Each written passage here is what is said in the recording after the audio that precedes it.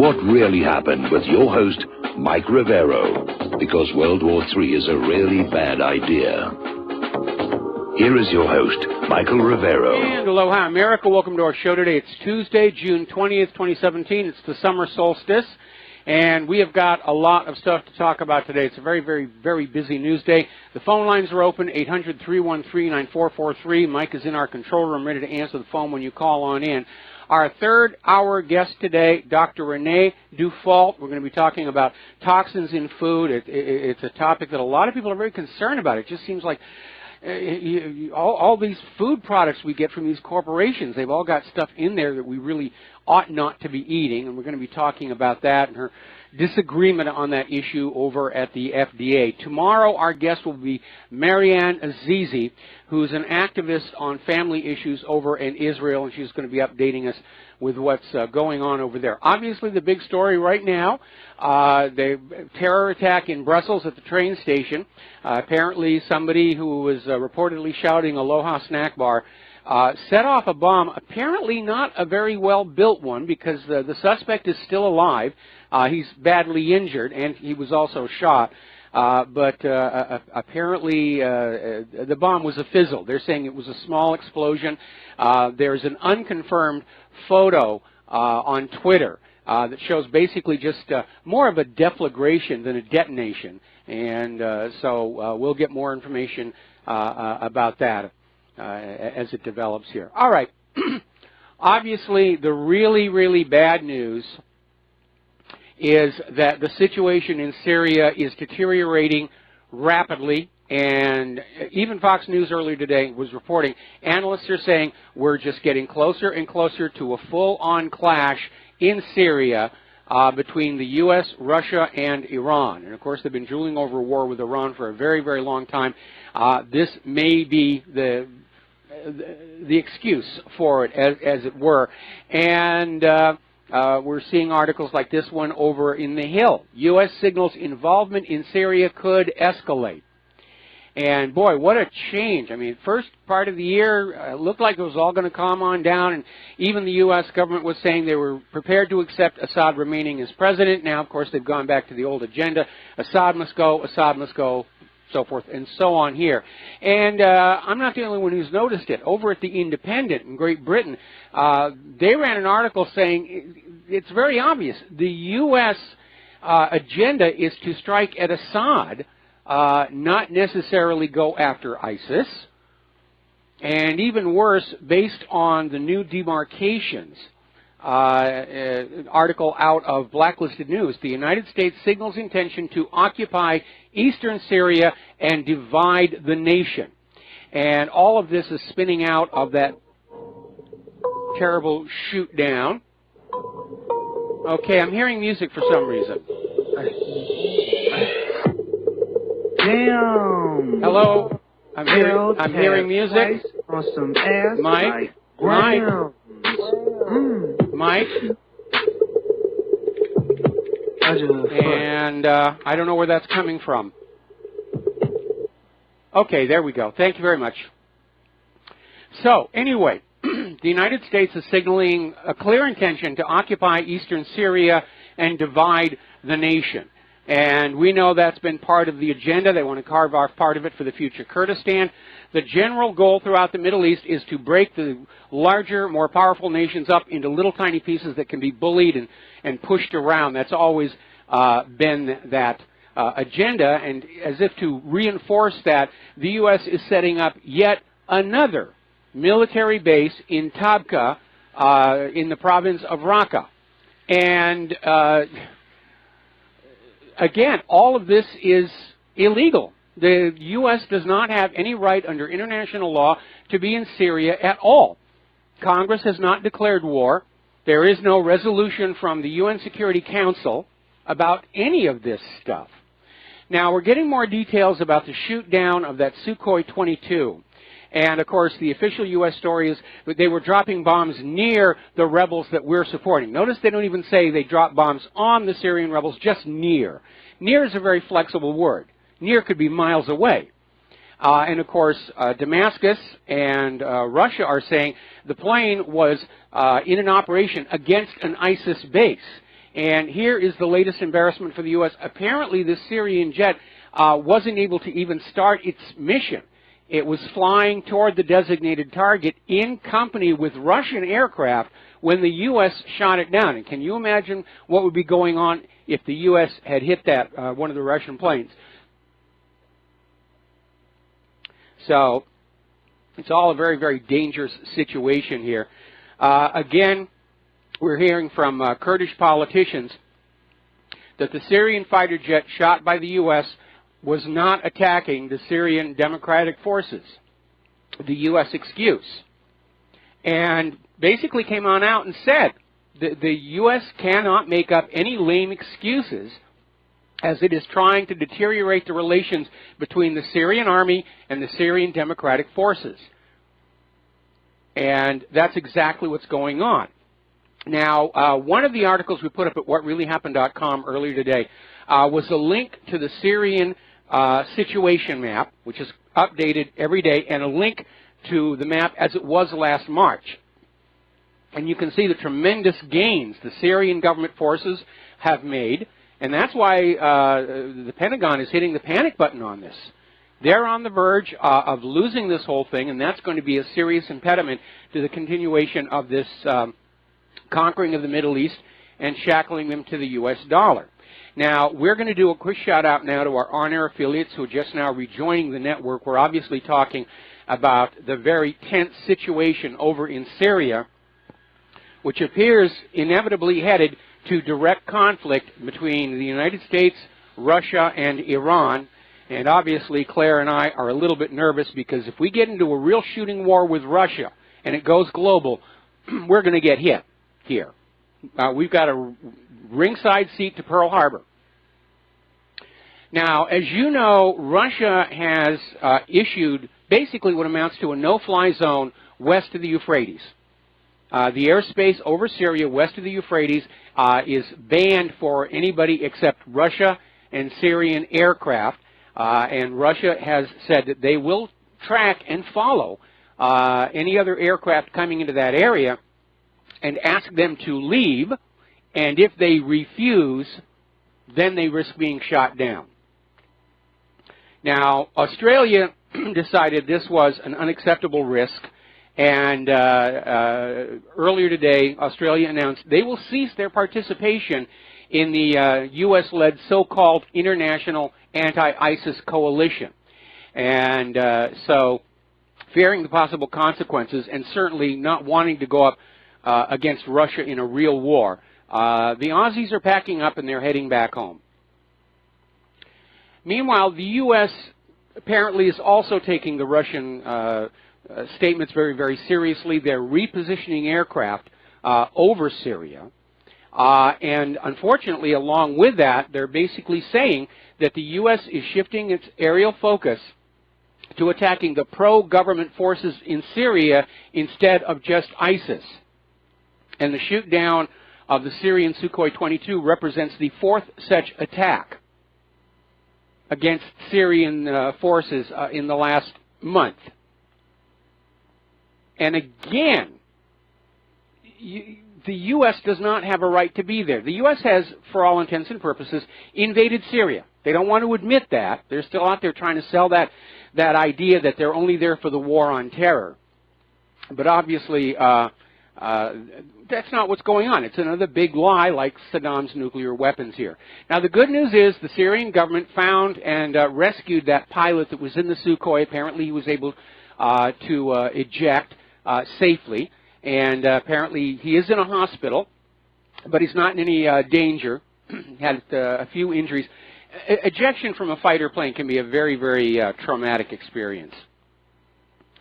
Now, the U.S. has issued another warning saying that the Syrian Democratic Forces, which are being backed and supported by the United States, will retaliate if the Syrian government attacks them again.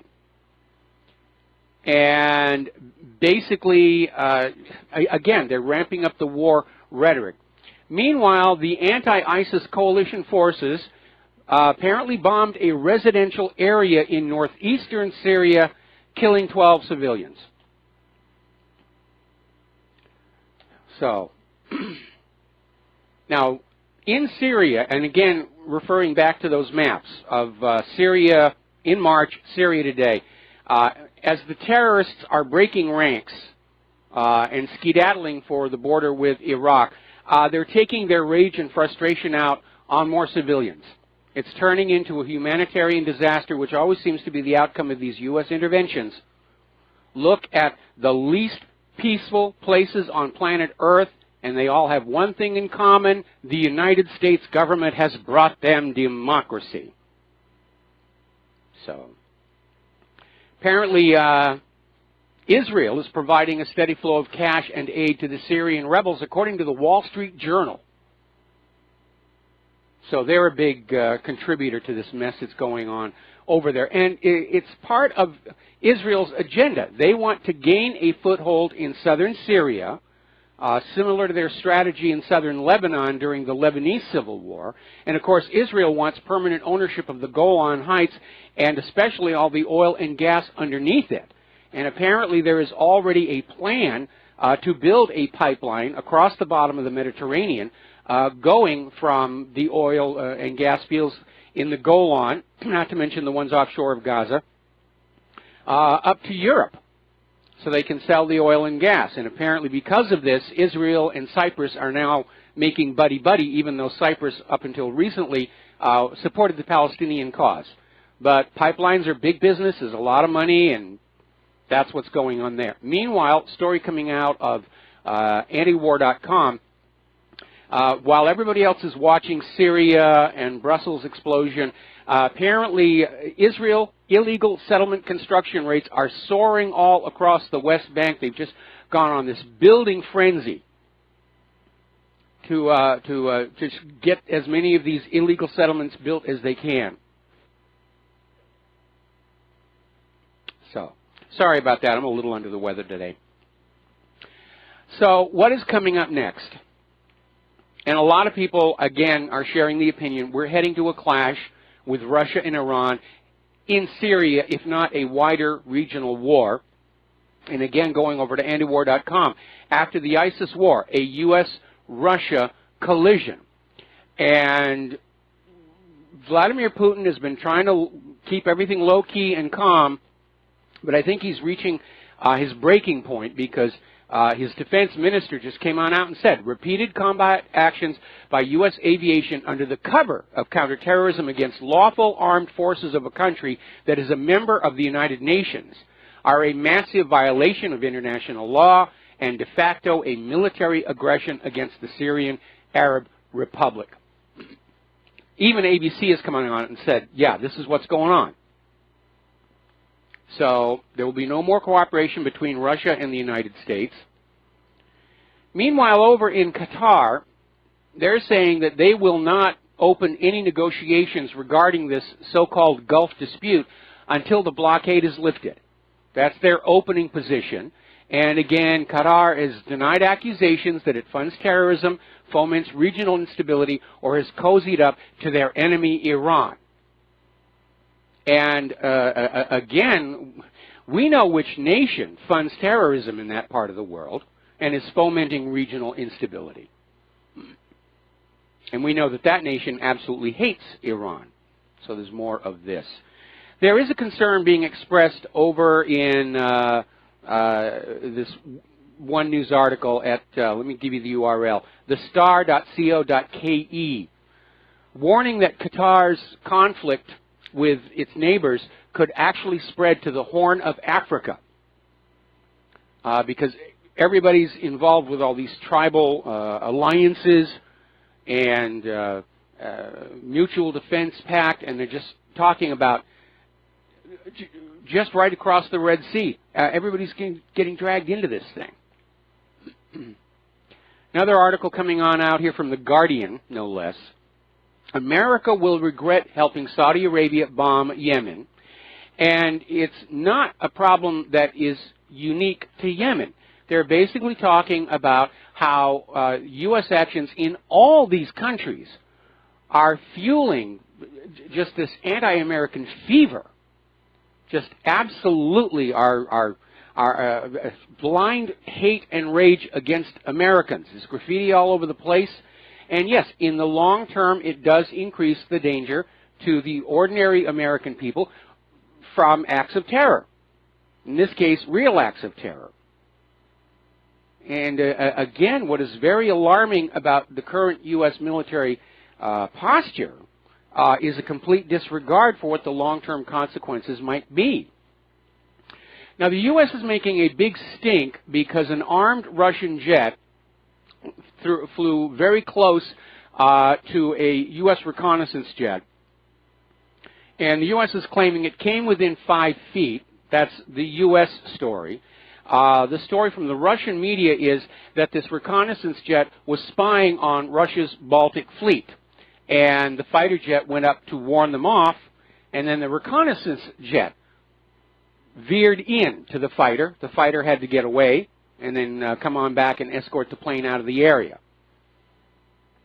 So we're seeing, it's trying to provoke something, trying to get something happening where they can say, oh, look what Russia did, and the war will be on.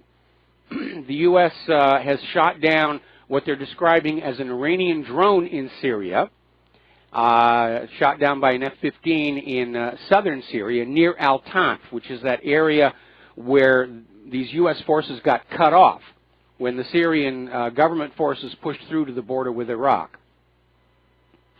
And speaking of Iran, Iran's UN envoy is basically wagging the finger at U.S. Secretary of State Rex Tillerson for his recent anti-Tehran remarks. And Tillerson told the House Foreign Relations Committee that the Iranian government continues activities and interventions that destabilize the Middle East. Where's your evidence on that one? And he added, Washington's policy towards Iran was based on supporting internal forces who could bring about peaceful change. In other words, another coup d'etat. The last one they tried was in 2009. That one fell flat on its face. And again, Iran is not a warlike country. They have not initiated a war of conquest against another country in over 200 years. It's not in their nature. And certainly since the Iranian Revolution of 1979 kicked out the U.S. puppet ruler, the Shah, Iran has pretty much tended to mind their own business. So anyway, Iran's UN envoy basically said that these comments he made, Tillerson made, are in violation of international law and norms and against the Charter of the United Nations. And yes, there are rules in there about belligerence toward other countries. And by the way, nowhere in the UN Charter is any one country allowed to simply go on in and change the government of another country.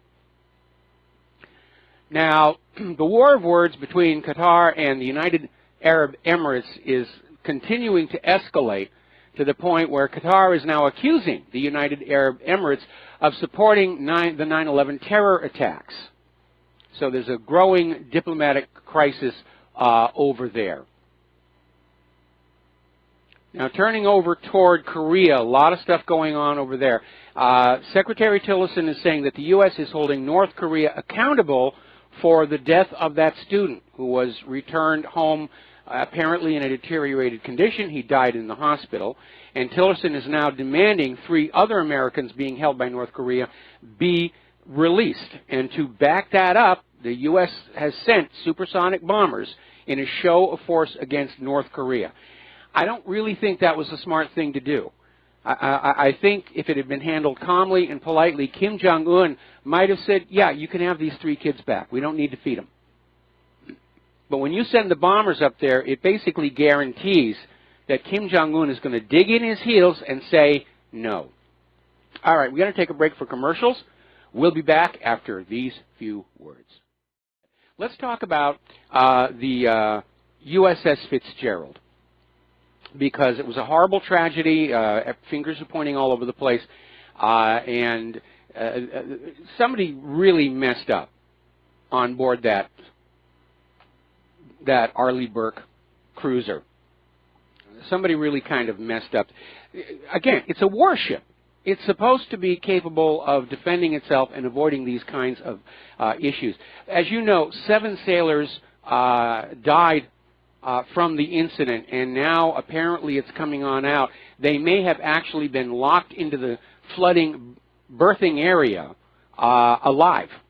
That the captain had to give the order to close all the emergency hatches because the ship was on the verge of sinking, and they may have just drowned inside there. So, again, it just compounds the tragedy. Alrighty, now, let's see. Do you remember not too long ago, Hawaii's Tulsi Gabbard introduced legislation in the House of Representatives called the Stop Arming Terrorists Bill. And that's all it said. There were no strings, there were no riders, there were nothing whatsoever, other than it would be illegal for the United States to be supplying arms and weapons to Al-Qaeda and ISIS and these various other groups over there. And after nearly 5 months, Tulsi Gabbard has only been able to attract 13 of the 535 members of the House of Representatives to sign on as co-sponsors. And apparently Senator Rand Paul introduced this same legislation in the Senate. It got 0 co-sponsors. So once again you see how the U.S. government actually loves these terror groups. They're giving them all kinds of goodies. At the same time they're telling you you shouldn't be allowed to have any guns. We'll give them to Mexican drug lords. We'll give them to terrorists. We'll do all that stuff over there. All right, getting on to local domestic politics and corruption. Robert Mueller has hired yet another Clinton donor for his Russia probe, and they're out there saying, you know, Russia, Russia, Russia, Russia. Do you know that the Russian ambassador visited the Obama White House 22 times? Nobody made a big deal about it. Meeting with foreign dignitaries is, in fact, part of the job description. Now, Putin, in one of his segments when he was talking to Oliver Stone, came on out and said the United States repeatedly interferes in Russian elections. We know that the United States has interfered in the elections of something like 80 other countries since the end of World War II. And that's what makes it so hypocritical. And again, Oliver Stone made a very cogent comment. Why are we talking about this alleged, this mythical Russian interference with our politics when Israel is interfering with our politics all the time? And of course, the big stink there is that when Stephen Colbert got into a fight with Oliver Stone about that, CBS edited that out because you're not allowed to say bad things about Israel on corporate media. You just don't do that sort of thing. Now, top Democrat Adam Schiff has come on out and admitted in the corporate media they have found no evidence of Russian collusion that they could take into a court and put before a jury. And then he turns around and says, well, we just have to investigate that much harder. We have to know if the Russians have something compromising on President Trump here.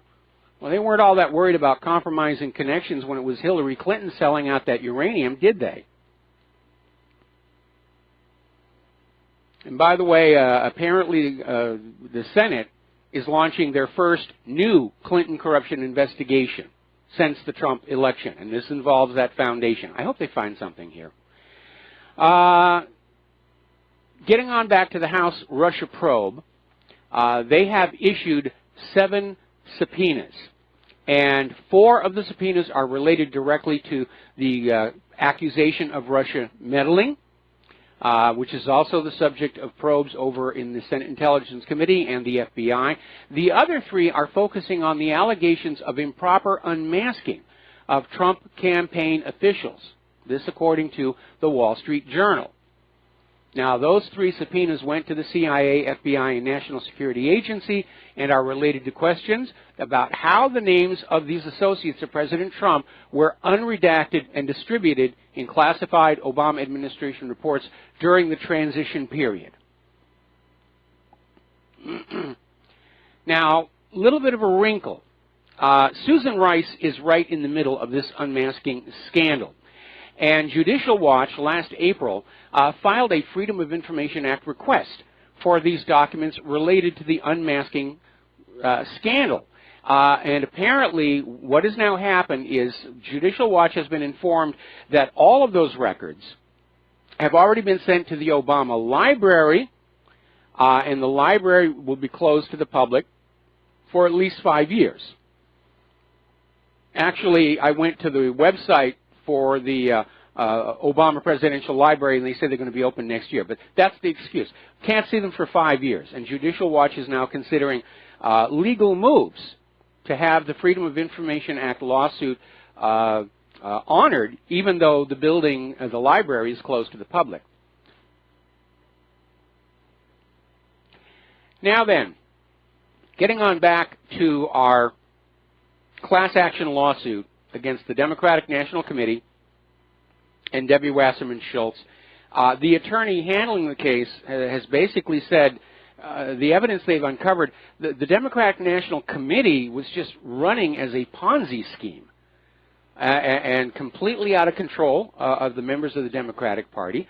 And again, the DNC's defense against this class action lawsuit is Bernie Sanders supporters should have just understood up front that they were going to hand the nomination to Hillary Clinton.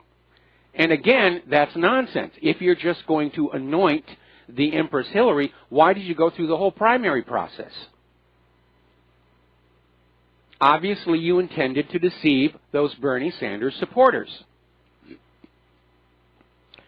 Now, again, and this is coming out of Sputnik News, the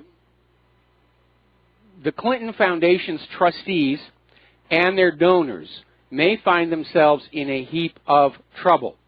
And this is coming from Wall Street analyst Charles Ortel. And he says the good news is that foreign governments that donated to the Clinton Foundation could actually recover their funds. And given that Hillary did not win the White House, I'm sure they probably want their money back.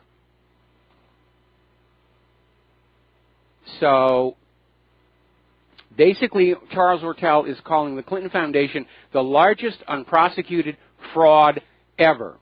And it does need to be investigated. It does need to be prosecuted. And then we need to look at how many of these other foundations that are being run by politicians are engaged in the same kind of skullduggery, pay for play, and so forth. All right, we're coming up here on another commercial break, I hope. And no, we didn't miss the break. It's just now starting. Okay, there should be the music. There we go. We're good. Be right back. Aloha, America. Welcome back to the show. We're going to take a phone call here from Steve in Oregon. Steve, aloha. Welcome to the show. What's on your mind? Aloha, Mike. I just wanted to let your audience know that I think it was hubris that caused that ship accident. I have, it's a title of a YouTube. It's a hilarious radio conversation between the U.S. naval ship and Spanish authorities. And is that the one about the lighthouse? Yes. Okay. Well, that's a very funny joke, and, you know, it sounds like something an arrogant ship commander would do. But again, there are rules regarding the right-of-way on the ocean. And at the very top of the list are these giant super tankers and large cargo container vessels. You get out of their way because they don't have the ability to change their speed quickly or alter their course quickly. And so anybody who's, you know, a captain is going to understand the military ship gives way because it does have the speed and maneuverability. Everybody just had to be asleep. Whoever's on the lookouts, whoever's watching the radar, whoever's listening to the sonar, it is just, you know, amazing that this could have even happened to begin with. But then if you go back and you look at all the times that Navy ships have collided with cargo ships and other warships and even submarines, and again, we had that horrible incident here with the USS Greenville and all those Japanese fishing students who died. So it does happen. And is there a serious technology problem with the sensors on our warships? Are they not able to really see what's out there and coming closer? Now, aircraft have something called a TCAS, which is a transponder close approach system. that will actually flash a warning if something is getting closer to you. And I would imagine that our warships would certainly have something like that that would sound an alarm when there's a target out there on a constant bearing. Yes. Well, the conversation is pretty hilarious. You know, we have an armada and the lighthouse saying, well, we got a dock and we got a sleeping canary. You better move 15 degrees. You're going to run into us. It's pretty hilarious. Yeah, I know. I've heard it many, many times before. I used to do a lot of sailing. I was a rag setter in my youth, and Claire and I were actually married on a sailboat. And so I've spent a lot of time on the water myself. Okay? Yeah, blessings. All right, thanks an awful lot. We're going to let you go. Now then, a lot of attention is being focused on Jon Ossoff. He's a 30-year-old Democratic candidate for Georgia's special elections runoff, which I guess is happening today. And it's being proclaimed as a bellwether for next year's midterm elections. You know, can the Democrats come back from Hillary's defeat? Can they retake the Congress? And there's been just huge amounts of money poured into his campaign. In fact, he got 9 times more donations from the state of California than from his own home state of Georgia. And so they're just really putting a lot of focus on that. They're hoping that he can win the seat and, you know, have one more Democrat. And it's another indicator that the liberal Democrats, the Hillaryites, they haven't given up. They have not accepted their defeat. They're even calling Ossoff the Trump Slayer. And as of right now, this is the most expensive House race in history. So huge amounts of money pouring on in from the liberals out in California here. All right, let's talk a little bit about the violence in our streets. And it's heartbreaking to watch. We've been seeing it even before the election began. So there's an article that came out from Investment Watch blog about people are devolving into degeneracy and violence. Do not join the club. And obviously there are a lot of reasons for you not to do that. First and foremost, you can get hurt. But more importantly, as the government becomes more afraid of the American people, they're going to work to turn us against each other, to encourage us to fight and possibly even kill each other. They did it back in the 1960s. When mass opposition to the war in Vietnam was starting to grow, it actually united the American people. And the FBI went out there as part of their COINTELPRO program to try and split the population back apart again, along racial lines, along gender lines. And they really worked very hard to fan up race hatred. And it seems to be happening all over again. When you're out there in the streets of your town, in your village, you know, the black people are not your enemy. The white people are not your enemy. The Hispanics are not your enemy. That private central bank, that's your enemy. Because that's ultimately what's driving us to this new world war. And we do need to unite as a single American people and stop letting all of these wedges, like what is your gender, what bathroom do you use, is it okay to wear certain colors, all this nonsense about people being triggered by trivial nonsense. It's all part of the divide and conquer strategy. Now, poll is showing that 73% of Americans are saying that the political debate is encouraging the violence. And they're absolutely right. Everybody's scratching their head about, you know, just what motivated this shooter in Virginia to open fire on Republican politicians. It's all the encouragement we've seen in the media, whether it was Kathy Gifford or any of these other people saying, yeah, let's go on out, let's get them. Now, there's another very good article. This is in Blacklisted News. We're in a boiling point crisis of exploitive elites. And this is a very interesting article because it talks about repeating cycles of history.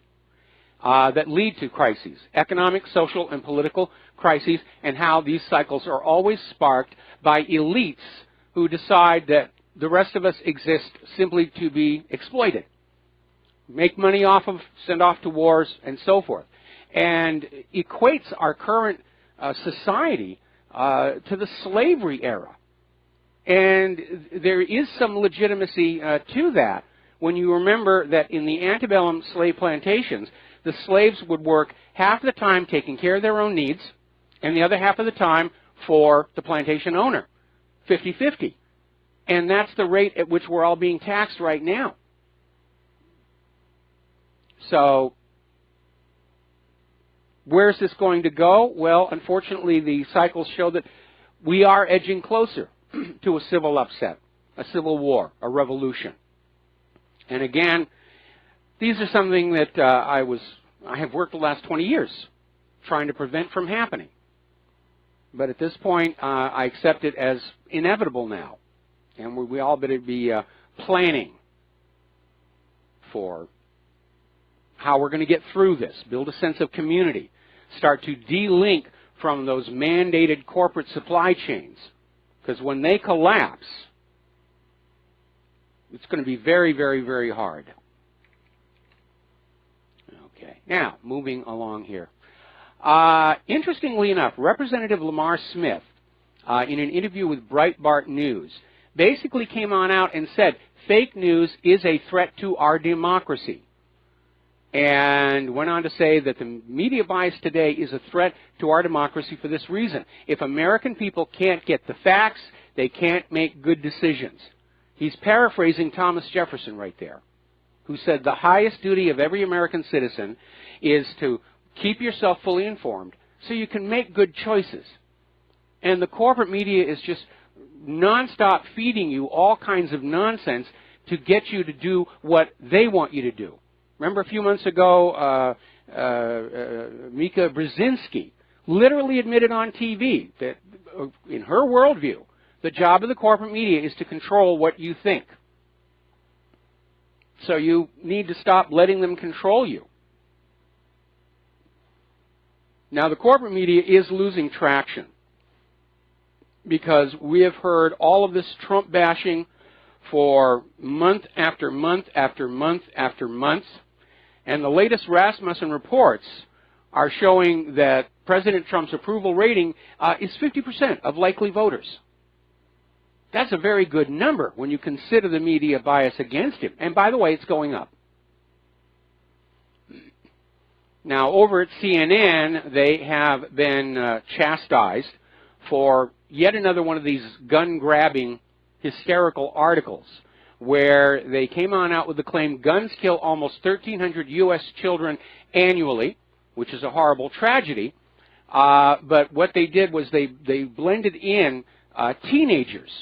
They counted teenagers as children and neglected to mention that most of those shootings were actually homicides, intentional killings. And if somebody wants to intentionally kill somebody else and they can't get a gun, they'll use something else. They'll use a sword, they'll use a knife, they'll use poison. And so this idea of portraying these as accidental deaths and a reason not to have guns in your home is ridiculous. Now, by the way, if you do have guns in your home and there are children around, you don't load them, you put gun locks on them. Again, safety, safety, safety, safety. Now, over at Aletho News, they have an article that I think really says it all. Put the media scoundrels out of business. The simple way is just ignore them. Stop buying the publications. Stop buying newspapers, magazines, other material. You're wasting good money on rubbish. Tune out the fake news broadcasts. Unfortunately, my cable company will not disconnect CNN, Fox News from the lineup. But yeah, just stop giving them your business. Stop reading their ads. Stop buying the products. All right, we're going to take a phone call. Don in Iowa, aloha. Welcome to the show. What's on your mind?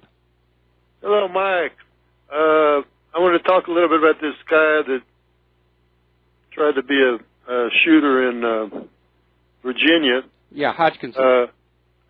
one thing about it is it could be that there was somebody else with him. See, the thing about him is ever since it happened, and the mainstream media just forgot about it. Nothing else to talk about. It just happened, and now it's over, and we have nothing else to. They're not trying to dig into this guy's life story or anything like that. Oh, well, they dug into it pretty solid. I mean, lifelong Democrat, Bernie Sanders supporter. And I think the reason the media has dropped the story is because it makes the Democrats look bad. I mean, the liberal Democrats are always the ones out there screaming that Republicans are the gun nuts and Republicans are dangerous. And here we have a Democrat gunning down Republican politicians, and it builds sympathy for the GOP. And, again, it does look bad for the Democratic Party, and I think that's why the media has dropped it. That's why they dropped it, but they could have also, tried to see, well, was there somebody else with him? We don't know. He died. He's dead. They couldn't interview him. One thing that would indicate that maybe somebody was that knew about killing people was thinking about this whole thing was he went there to at the baseball field. None of those congressmen were going to have a gun themselves, whereas they might if it was some other kind of a deal like a picnic. Let's say when they were in civilian clothes. Yeah, but the Capitol Police were there. Not enough of them, obviously. But the Capitol Police were there. Now, the reason I don't think that this guy had anybody else with him is two reasons. First of all, he walks up and asks the bystander, are these Republicans or Democrats? And then he goes and gets his gun, and he starts shooting. And apparently, if you look at how many rounds he fired versus how many people were actually injured, he's a terrible shot. It's more like suicide. It was more like a suicide deal, really, suicide by cop. Yeah, it could very well have been. There's still that issue that apparently he did have a list of other GOP names in his pocket. But, yeah. That's the reason, as far as anybody knows, that's why he came from Chicago to the D.C. areas to kill Republican politicians. I mean, there's no other reason for him to be in Virginia, right? Well, he told his estranged wife that he was going to Washington, D.C. to work on tax reform. And by the way, he's not from Chicago. He's from somewhere else in Illinois. But apparently this is a guy in the sunset of his life.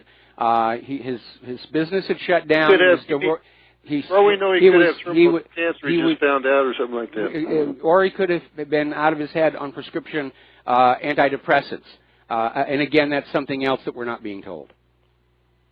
As far as Alex Jones crossing over, you said yesterday you were saying you think he might be crossing over to the mainstream media. He can't really do that. What he's trying to do, I think, is kind of set up a parallel universe, something like what Ted Turner did with CNN. I mean, he does kind of have grandiose dreams about having a big TV, radio, 24-hour-a-day news and all this kind of stuff. But, he's not going to, he can't completely, and I think he does want to get on cable TV, but he's not going to all of a sudden be like, he's going to be totally different than all the rest of them. He has to be. He has to be himself. Well, again, if he is seriously harboring ambitions to go corporate, then he's going to have to play by the corporate media's rules. And that, of course, will alienate, again, the way he backed off from Sandy hoax in the Megyn Kelly interview. Says that he's trying to send a message that he will behave if he's allowed into the corporate media. But he did stick with the 9/11 as an inside job. He stuck with that in the well, he kind of has to. Pretty much everybody in the United States knows that was a hoax. Yeah, but the MSM does not admit that. No, of course they won't. They never will. Right. So what I'm saying is he's. But anyway, what else was I going to say? I guess that's enough for now. Okay, good, because we're coming up on a commercial there. So Don, thank you very much for the phone call. Getting on back to Alex Jones and Megyn Kelly, the rumors are flying out of NBC that they may decide to just fire her, end the contract. I mean, they spent $20 million to lure her away from Fox and give her this show, and the ratings just continue to decline. A lot of people thought the controversy over Alex Jones would bring the audience in. Nobody bothered tuning on in. The people who are supporting the official story of Sandy Hook were trying to boycott it. And I think Alex Jones' own fans may not have tuned into the show because they realized it was going to be a Megyn Kelly hatchet job on him, and they didn't want to even see that. But apparently there are panic meetings in the executive offices over at NBC, and they may let her go. And NBC, I could use a job. We'll be right back. Aloha, America. Welcome back to the show here. Let's take a few more phone calls. Sherry in Texas, aloha. Welcome to the show. What's on your mind? Hi, Mike. My phone was crackling, so excuse me if it does that. I've never had that problem before. But speaking of problems, there is a problem with AM radio talk show hosts that I've noticed. Mm-hmm. It's like if you want to keep your job, you have to pit the Republicans against the Democrats. You have to really diss the liberals way beyond just snowflakes level. I mean, I was listening to Rush Limbaugh, and he has a pretty big audience, I guess. Yes, he does. And yeah, and this is his message. It's all about. I mean, it's nasty. It's ridicule. It's intimidation, and he says all liberals, like there's no exception. You know. The corporate abuses affect us all. You can't talk about that. Now, I want to know where I'm wrong. Who in AM radio, because I don't get a lot of stations. I can't find where a lot of people are because I need to go into websites and find out where everyone is. But who in an AM talk radio doesn't diss liberals? I mean, I don't know how Alex is going to survive. You can't talk about global warming as it really is, and you have to diss liberals. Those are two things like, okay, you want to be on AM, you want your salary paid by a corporation, this is what you've got to do. It seems that way to me. Oh, excuse me. I've been on speaker. Can you hear me? Yeah, I can hear you. You sound a lot better now. Yeah, I'm awfully sorry. I've got the bad habit of leaving that on. Okay. Okay, don't worry about it. Here's what's going on. First of all, corporations that own a lot of media do use them for platform. Some are very much pro-liberal. Some are very much pro-conservative. And you need to understand that back during the second war in Iraq, there was a company called Clear Channel Communication that just came out of nowhere with vast amounts of money and just literally was buying up all the AM radio in America. And it wasn't just talk radio. They were buying music stations, and they had a ban list of songs you were not allowed to play, which included a lot of the anti-war songs out of the 60s and 70s. So basically, when you work for a large corporation on a radio station, you basically, do what they want you to do. That's true of any employer. That you're going to go on in and you're hired to do a certain thing. In the case of Rush Limbaugh, he's big enough where he can pretty much, talk about what he wants to talk about. And of course, he is a conservative. And he does go after the liberals. But then we have all these other like TV news networks that are very much in the opposite direction, and they're constantly going after conservatives and Trump and so forth. So you're going to have to strike a balance there somewhere. I don't know about AM talk show hosts because outside of the ones here at Republic Broadcasting, I don't pay a lot of attention to them. But I do know that one of the cool things about working here at Republic Broadcasting is they do allow a diversity of opinion. Nobody has come on in and told me what stories to do. Nobody's come on in and said, you can't do this story.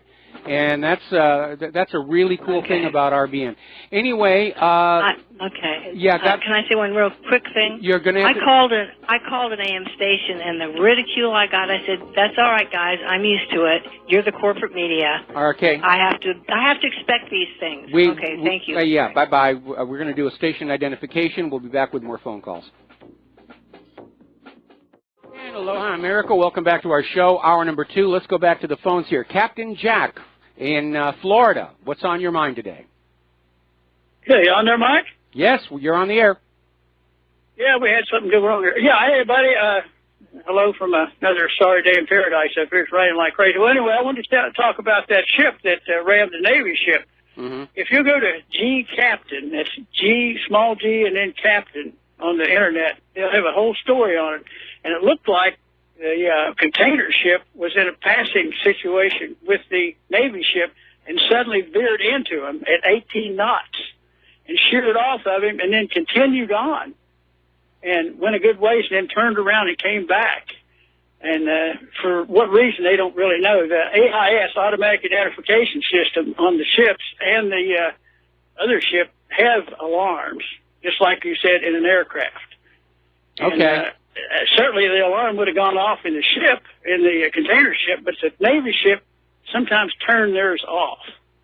Well, that's a dumb thing to who do. knows? That's a dumb thing to do, you know. And again, I've actually gotten two different stories on the cargo ship. One, that its radar track seems to indicate it was on autopilot, which at 2 o'clock in the morning, and you assume there's nothing around you, you can do. And the other story, of course, is they're trying to claim that this was a deliberate ramming by this cargo ship. But again, where was the crew on the Fitzgerald? Were they not watching out for this ship? Because that cargo ship had to get really, really close before the actual impact. And again, going back to the rules of the sea, you maintain a safe distance between these large floating pieces of metal. So somebody... Well, at 18 knots, you know, at 18 knots, and he makes a quick course change into the ship, he's going to hit him pretty close. He may not be up to speed to get out of his way. Okay, now when you say 18 knots, you keep talking about the ship-to-ship. You're not clear on which one you're talking about. I'm talking about the container ship, the big ship. It was basically an overtaking, passing type situation. According to the AIS, if you look on the G Captain, they'll show you the AIS plot from the container ship. But the whole situation is, when I first saw it, you know what I thought? Speed 2. Remember that movie Speed 2 where somebody took over the autopilot on that cruise ship? Yeah. There was. I mean, it was kind of a BS movie, but it could possibly happen. Maybe they had somebody on that ship that did it. It turned him right into him. Who knows? One of the crew people. Okay, I'm looking at gcaptain.com. They're running an article saying the USS Fitzgerald is at fault, and this is why. And so I'm going to be putting this story up there. Okay? Yeah. Okay, buddy. Well, good talking with you. We're still putting you out here in North Florida. All right. Well, it's actually raining here in Hawaii today, too, so don't feel left out there. Thank you for the phone call. I mean, I'm putting you out on the radio. I got a small transmitter putting you out. So You're putting out my show. Buddy. You're putting out my show. Yeah. Oh. Yeah, 25 watts. You're going out about 10 miles here. Oh, wow. My good. Well, greetings to all of our listeners down there in Florida. I know that RBN is sort of the darling of the Part 15 hobby transmitters. And so, again, thanks for listening here. We're going to switch over here to Frank in North Carolina. Thank you for the phone call, Captain Jack. Frank, aloha. Welcome to the show. What's on your mind? Yeah, Mike, just kind of a continuation on the Alex Jones thing. I think I called in yesterday, and I was speaking about Dr. Steve Pachinik and some comments that he had made characterizing Alex Jones and his capabilities, and how Megyn Kelly didn't know, what she was going up against. This was Sunday, and before that interview aired. And there's another guy, though, that Alex Jones has been cozying up to lately, who came out of, at least from my, point of view, he's come out of nowhere. His name is Mike Cernovich. Yes. And the reason I brought him up, you were talking about everybody knows about 9/11. Well, he actually made the point Sunday on the show that he absolutely believes the official story.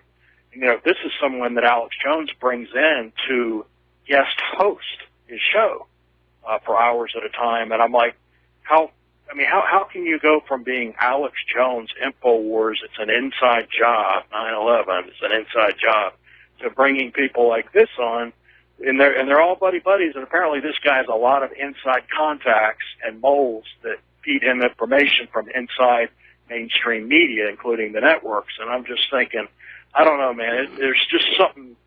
I think there. I'm not saying Alex Jones would ever go mainstream, but he's a hybrid now. Yes. And he's also, it's very strange. I was listening to him a little bit today, and just the music and everything, he's really hyping up this Civil War. He seems to be really hyping it up, and there's just something really smells fishy about it to me. Oh, boy. I hate to hear that, obviously, because our shows overlap. I can't listen to Alex Jones as much as I would like, but I don't want to see a civil war in this country. I don't want to see a revolution. The wrong people always get killed and crippled in these things. Give me a second here. I'm going to do a shout-out to our on-air affiliates just now rejoining the network, along with all of our listeners on those little tiny hobby transmitters there, like down in Florida. So Cernovich is out there saying that he now believes the official story of whatever. Well, he looking back at 9/11, he said, well, surely he believes the official story, but he's not going to, he'll let everybody believe what they want to believe. But I'm like, wow, it's just strange to see Alex Jones hitching his wagon to these neocon types. And, I don't know, maybe I'm mischaracterizing him as neocon, but there's certainly some neocon aspects to him. But, Alex will ramp it up. He will amp it up, pound it, bam, bam, bam, Civil War, we've got to start. And then he'll kind of pull it back. He said, well, of course, only in self-defense. And don't get me wrong, I'm all about self-defense. I'm not going to let anybody mess with me without going down without a fight. But he just really seems to be enjoying amping it up and amping it up. And I don't know. That's his style. It's always been his style, out there with the bullhorn. I'm more concerned with the fact that InfoWars is being, for lack of a better word, infiltrated by defenders of the official story. That's very, very troubling. But you need to understand, without going into the messy details, Alex Jones has had some major setbacks in his life, which have probably impacted him financially, and he may be going after some additional funding to continue his TV station and his radio broadcasts and the rest of it. And again, anytime you have a large chunk of money that comes on into your operation, there will be strings attached to it. That's just inevitable. That's why I've always been poor. Well, I don't like being poor, but it gives me the freedom to say what's really on my mind. All right, Mike, thanks. All right, thank you. We're going to switch over to Wesley in Idaho. Aloha. Welcome to the show. What's on your mind? Hi, it's Leslie. Oh, Leslie. Okay. I wanted to talk about the primaries. There might be some people that don't really know what happens. I went to a Republican primary in Washington State when Ron Paul and Mitt Romney were running, and there were just hundreds of people there. And I stood in line for hours with the line hardly moving, and I finally started asking why it was taking so long for people to vote. And people in line explained to me that you're not coming here to vote for who you want for president or to be the candidate. Once they get everybody into this huge auditorium, there are certain people who will stand up on their soapboxes, people you've never seen before in your life, that will try to convince you that they will vote for candidate A or B, and they will never change that vote. And so that's who you vote for. You vote for this committee. Once those people are selected, they get together at a different time, different place, maybe multiple times, and try and debate each other. Say there's 8 people. Try and debate each other, trying to get the other people to change their vote to who they want. And so when the Democrats in court say that they can kind of pretty much choose whoever they want, they're sort of telling the truth. Well, you need to remember the rules change from state to state, and I know that's the way that it's done in Washington State because Claire and I used to live there. But generally, yes, when you go to the primaries, you're voting for delegates to the National Convention, but the delegates for most of the states are bound to vote for the candidate that they represent. And remember that big stink about unbound delegates that they were going into the general election, where they were trying to find a legal way where these people could change their mind and vote for Hillary Clinton, even though they were Bernie Sanders delegates. And it was a big stink because in most states, The laws are that the delegates are basically have to keep their promise that they're going to vote for the candidate that was listed next to their name. Okay. Thank you. All right, we're going to send me a malasada and a shave ice. Oh boy, I don't dare go near those places. I'm still on my diet here. All right, we're going to let you go, Leslie, and we're going to switch to Mark in Georgia. Aloha, Mark. Welcome to the show. What's on your mind? Oh, well, we got a ring here, too. Let's see, get this thing back on speaker. You can hear me better now, right? I can certainly hear you a lot better. What's on your mind? Well, I was just wondering. I know you're quite the opposite of a Bible thumper. My thing about what I call Bible thumping, what I mean is that people who disingenuously use the Bible like saying no prophecy is a private interpretation, and I look at that verse and it's like, yeah, but that's not what it says. That's your interpretation or misinterpretation. And so I don't know. You had a chance to read that letter, or maybe Claire had more interest in it than you did. Yeah, I forwarded that on to Claire, and she read it, and she had a few comments about it. Again, you know, the rule I follow is good people are going to do good things. Bad people are going to do bad things, and both will often cite religion as their justification. So again, I don't care what people. I don't care if people want to believe in God or Cthulhu or Quetzalcoatl or any of that stuff. My only concern is when people who are in those positions of power are using that religious faith to exploit and harm people. And, you know, that's when I'll dig on it. Like war. Like war, like the clergy pedophilia scandal, things like that. God, yeah. Yeah, well, you know, and that's the thing is that that's where I'm kind of like, I'm disgusted. And that's one thing I try to get clear to people. They're very Laudermilk, my Congress critter, is going to have a Facebook, some kind of open hall thing, and I'm going to see if I can get in the question, you know, when are you ever going to come clean about how we've been lied to? And we know, you and I know, the government as it currently exists cannot come clean. They cannot stop lying. It's like the official account is that we shot down a Syrian plane that was attacking U.S.-led forces. Well, that's true. It's just that U.S.-led forces is ISIS, and they make it out as though ISIS and U.S.-supported forces are two separate things when they're not. And, you know, so that's the thing is I'm curious about what comments she has, if you wouldn't mind forwarding that back to me. But I just want to be, you know, very candid with people that this kind of duplicity and impunity regarding this political entity in the Middle East is anything but a blessing. And the Creator knows what's going on. Certainly agree with you on that one. I agree with you on that one. I mean, you would if you do. But that's the thing is that I was just wondering, I wish there was something I could do, undo the damage. Because if somebody wanted to become my follower in the sense of being my pupil, I'd like to have somebody like you that asks questions and checks things out. I can't stand sycophancy. I can't stand, oh yeah, well, because you say so and you're so smart. No, I want to question. I want to get downright Socratic with people. Like, man, I'd really like to do that with some of these people that in the conventional media that are, you know, like. Well, they don't like questions, unfortunately, and more of the. They don't like questions. They only like questions that top up their official lie.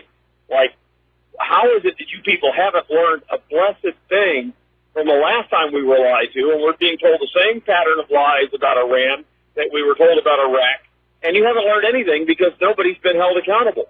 Yeah, this is what they're paid to do. We pointed to the other side. This is what they're making those $1 million paychecks for. Not to tell you the truth, but to be a very, very convincing liar. Anyway, listen, Mark, I'm going to let you go. We got a bunch of phone calls, and then I'm going to close the phone lines because we got a bunch of news to get to. So let's switch over to Alan in Texas. Aloha. Welcome to the show. What's on your mind? Afternoon, Michael. Afternoon. Hey, just calling breaking news. Extra. RT just reported that apparently U.S. forces have shot down a drone belonging to the Syrian government. So, okay, I know they shot down an Iranian-manufactured drone. Is that the same one we're talking about? No, just right here. Just I guess just hours ago, I guess. All right. Well, didn't really take that time. No, but also back to the ship that got hit. I mean, yeah, I saw a picture of that. And, Mike, I wasn't in the Navy or anything, and I haven't studied it in depth. But man, I saw like dishes covering the superstructure of that vehicle. I'm sure that it was a destroyer. So, yeah, so it's like an Arleigh Burke. Offensive, a fast attack. So I'm sure it has all kinds of high speed, tracking and targeting and, radar. I mean, how did this happen? I mean, if it's really that incompetent, Michael, we haven't got a chance of saving this planet. Is it just theater? I don't know. That's what's so weird. They can play with your mind in so many different ways. Well, again, they don't care about taking 210-story buildings down. No, they absolutely don't. But this makes the U.S. Navy look bad. It makes the U.S. look bad. I know they're out there trying to claim that the cargo ship was responsible, but and we had that other caller call on in saying that he's convinced the cargo ship intentionally swerved in to the USS Fitzgerald. But again, the Fitzgerald was clearly not maintaining a safe distance of separation.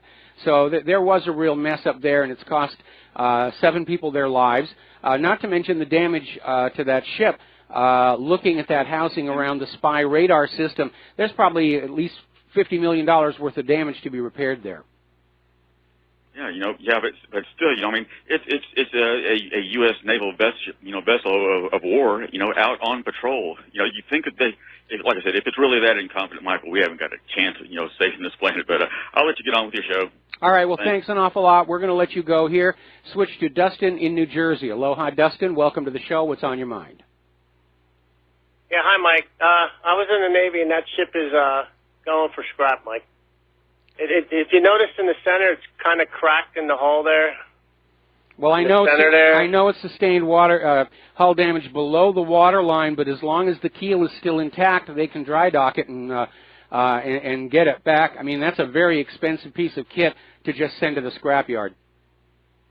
Hey, Mike, a lot of people, Michael Savage has been saying, ICE, Philippines has got ISIS. They steered it. Listen, the cargo ships are not fast.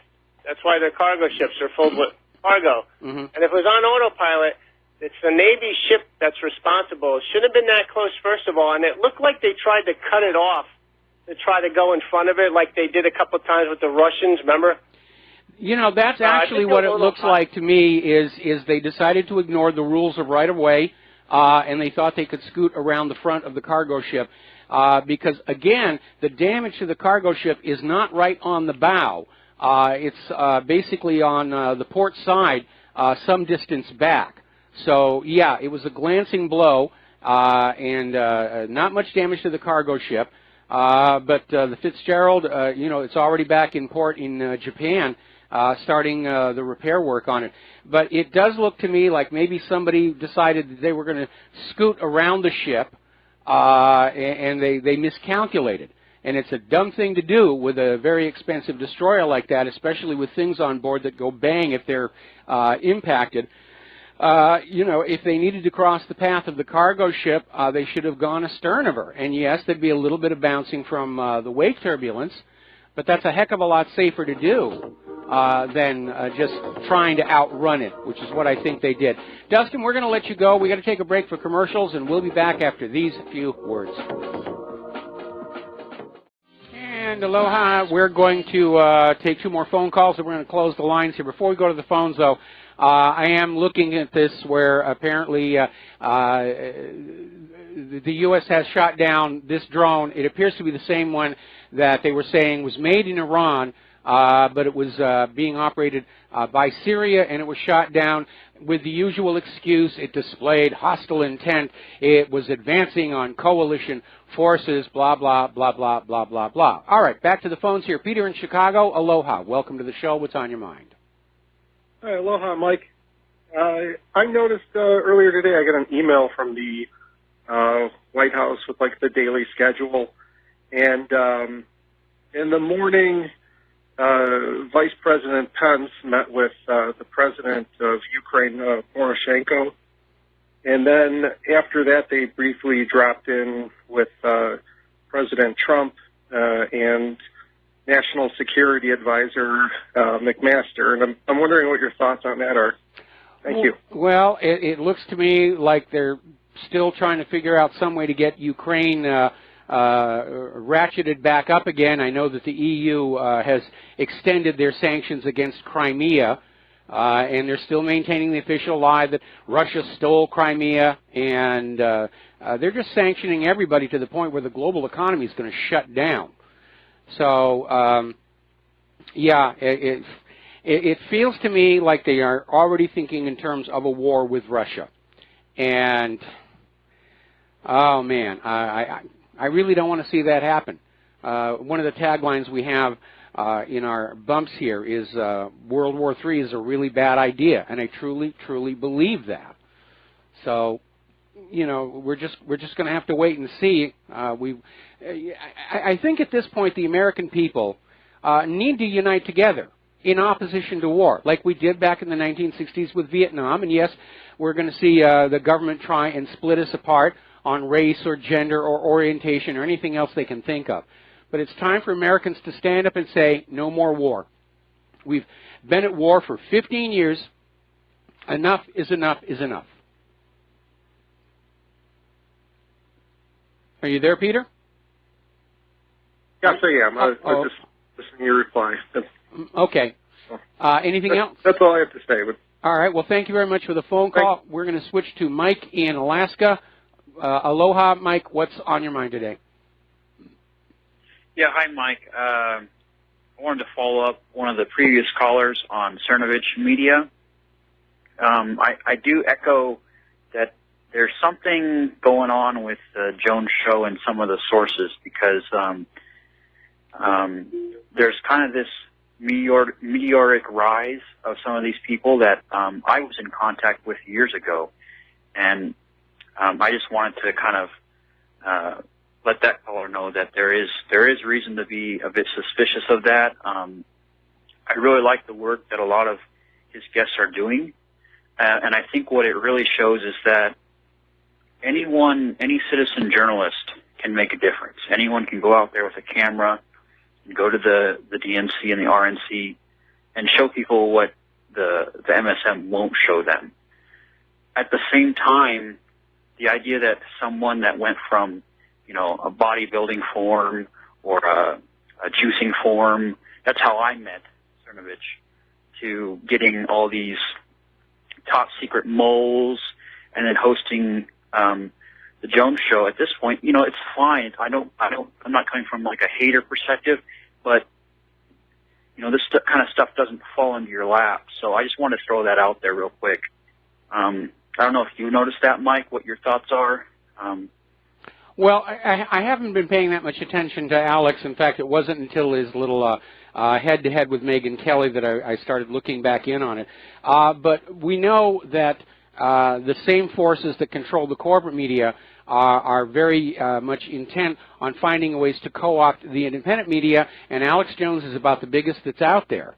So obviously they're planning on starting with him, and then, I mean, they certainly did that with Breitbart. Look how different its editorial policy is today versus what it was when Andrew Breitbart himself was still in charge, or even just since Bannon left. And you've seen this complete co-opting and reversal of their editorial policy. So, yeah, it's going to be hitting all of the independent media at some point, but there's so much independent media, they cannot get us all. All right, Peter, Mike, we're going to let you go. We're going to close the phone lines. We'll be right back after these commercials. And aloha, America. Welcome back to the show. And getting on back to that special election in Georgia's 6th district is running neck and neck. And, of course, back in late May, the Democrat John Ossoff had a huge, huge lead, but it's been chipped away and chipped away and chipped away. And even though he has had all of this money coming on in, not just from the state of Georgia, but from places like California, it's going to be a neck-and-neck race. Apparently, the last poll before the actual election actually had Karen Handel ahead by 2 points. So it's going to be really close, and already everybody's screaming, oh, there's going to be fraud, there's going to be this, there's going to be that. Now then, let's talk about the economic news here. Apparently, Barclays Bank is once again in trouble. The Serious Fraud Office has charged Barclays and 4 former executives, including former Chief Executive John Varley, with conspiracy to commit fraud relating to the lender's dealings with Qatar during its £11 billion fundraising during the financial crisis. Starting to think they're all crooks over there. Another article is warning that manufacturing is slowing down, not just in the United States, but all over the globe. People do not have money to buy things with. It's all being sucked up by these private central banks. There's nothing left out here. Another article that came out of Government Slaves here. Basically, the biggest threat to state budgets right now are all those bankrupted pensions. And it's looking more and more like Illinois will be the first state to declare bankruptcy primarily over the bankrupt pensions. Why are the pensions bankrupted? It all goes back to 2008 and that mortgage-backed security fraud on Wall Street, in which Wall Street's pet rating agencies all declared them AAA, which made it legal for pensions to invest in them. The only rating agency that didn't go along with that was Egan-Jones, who was then slapped down by the Securities Exchange Commission for daring to come on out and sound a warning. But it is a big problem because when that mortgage-backed security fraud collapsed, these pensions were all defunded. And nobody really seems to have the gonadal tissue to stand up and point the finger of blame at Wall Street for the fraud and say they should cover the losses. Another article coming out of the Daily Bell, why bankruptcy is not a magic wand for Illinois, and it never really is. It's just going to transfer the burden someplace else because there's going to be a huge demand for those pensions to be paid. These workers worked their life, they paid into the pension fund, the money should be there.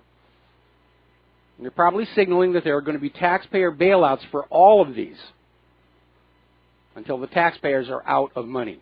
Now, Chinese President Xi Jinping is saying that the BRICS cooperation is going to be more productive. They're expanding it, and he's saying it's going to usher in a new golden decade. And said that BRICS countries face the common task of safeguarding domestic stability and development, creating a favorable international environment, and working to make the international order more just and equitable, which I think was something that was aimed at the Western private central banks. As I mentioned earlier in the program, the European Union has extended their Crimea sanctions for another year, and they're probably going to do the same thing again on Russia, even though many of the European Union countries do not want sanctions on Russia because it's harming their business. Now, a lot of people are talking about Amazon, which is apparently in this huge spate of acquisitions and development. They're coming up with an online clothing system called Prime Fashion, I think it is. That's in beta test right now. And a lot of people are talking about the acquisition of Whole Foods. And apparently they are, in fact, going to have an automated payment system and just fire all the cashiers. They're trying to make the high-end grocery chain more accessible. But again, it's not going to be a high-end grocery store much longer because Amazon is already saying they're going to go with lower-priced products in order to compete against Walmart. And they're going to destroy their brand in the process. Now,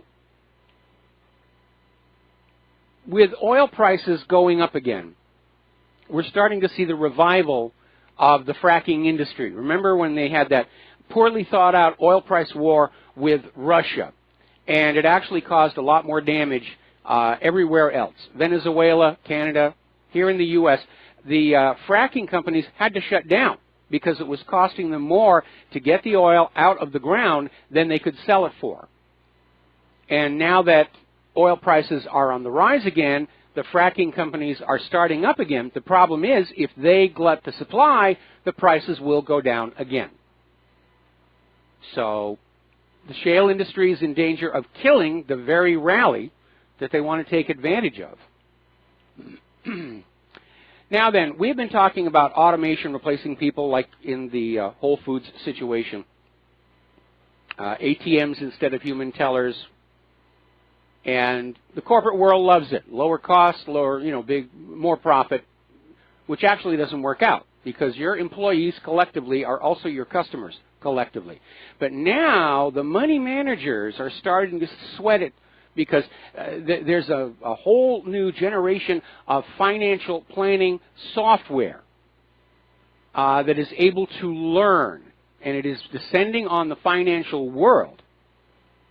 And these big money managers who thought automation was great when it was the small restaurant employees and coffee servers and everything, now all of a sudden they're getting very nervous about keeping their jobs and their multi-million-dollar bonuses. All righty, moving on here. The Iowa Obamacare insurer is hiking their rates next year 43.5%. This is coming out of Minnesota-based Medica. And as you know, the House passed the bill to repeal Obamacare earlier this year. Now we're getting word the Senate will vote on the measure as early as next week. And Obamacare was just an unmitigated disaster. Here's a bit of a surprise. On the very first day of negotiations between Great Britain and the European Union, they have agreed to a hard Brexit. They're not going to wait 2 years. They're not going to give the Remainers any opportunity to go on and mess things up. They're basically just saying it's a hard Brexit, which I think is a good thing. All right, let's take a couple of phone calls here. Alex in Florida, aloha. Welcome to the show. What's on your mind? Michael. Yes. I heard Jimmy Carter the other day at the Carter Center with Bernie Sanders, and they asked him what caused the rise of authoritarianism in Trump, which I was kind of pissed off about the authoritarianism crap that they said. But anyway, he basically said similar to what Michael Moore said, that people are just sick and tired of being screwed by the establishment, and that it was our only choice. We really didn't have a choice. Anything but the establishment. And he made another point that it took me a few days to realize. He talked about, and not only about wanting the people want to get away from the establishment, he also mentioned the fact that people aren't getting justice. And I think that he was referring to Hillary Clinton in the Obama administration, the crimes they committed. It's like they're just above the law.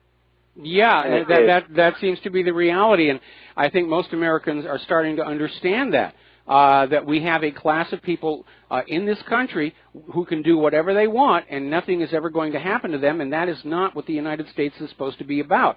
This is supposed to be a nation of laws, not of powerful individuals. And if the government isn't going to play by that contract, then we're off the hook. We don't have to obey them anymore. We don't have to pay their bills, their out-of-control spending, and we certainly don't have to sacrifice our children in their wars of conquest. That loyalty, that contract goes two ways. They can't just talk about swearing an oath on the Constitution and then pretend it doesn't exist. Uh-huh. And I just started listening today, Michael. I don't know if you already touched this point or not, but do you see where the unmasking that Susan Rice did was transferred over to the Obama library, and that it's classified? Will not be released to the public for 5 years. Did you see that? Yeah, I saw that, and Judicial Watch is already going to go to court saying that this isn't talking about releasing to the public. Unless it is actually classified information, the Obama library does not really have any justification for refusing to deliver documents that are sought for in a Freedom of Information Act lawsuit. So there's going to be a fist fight over these things. That's right.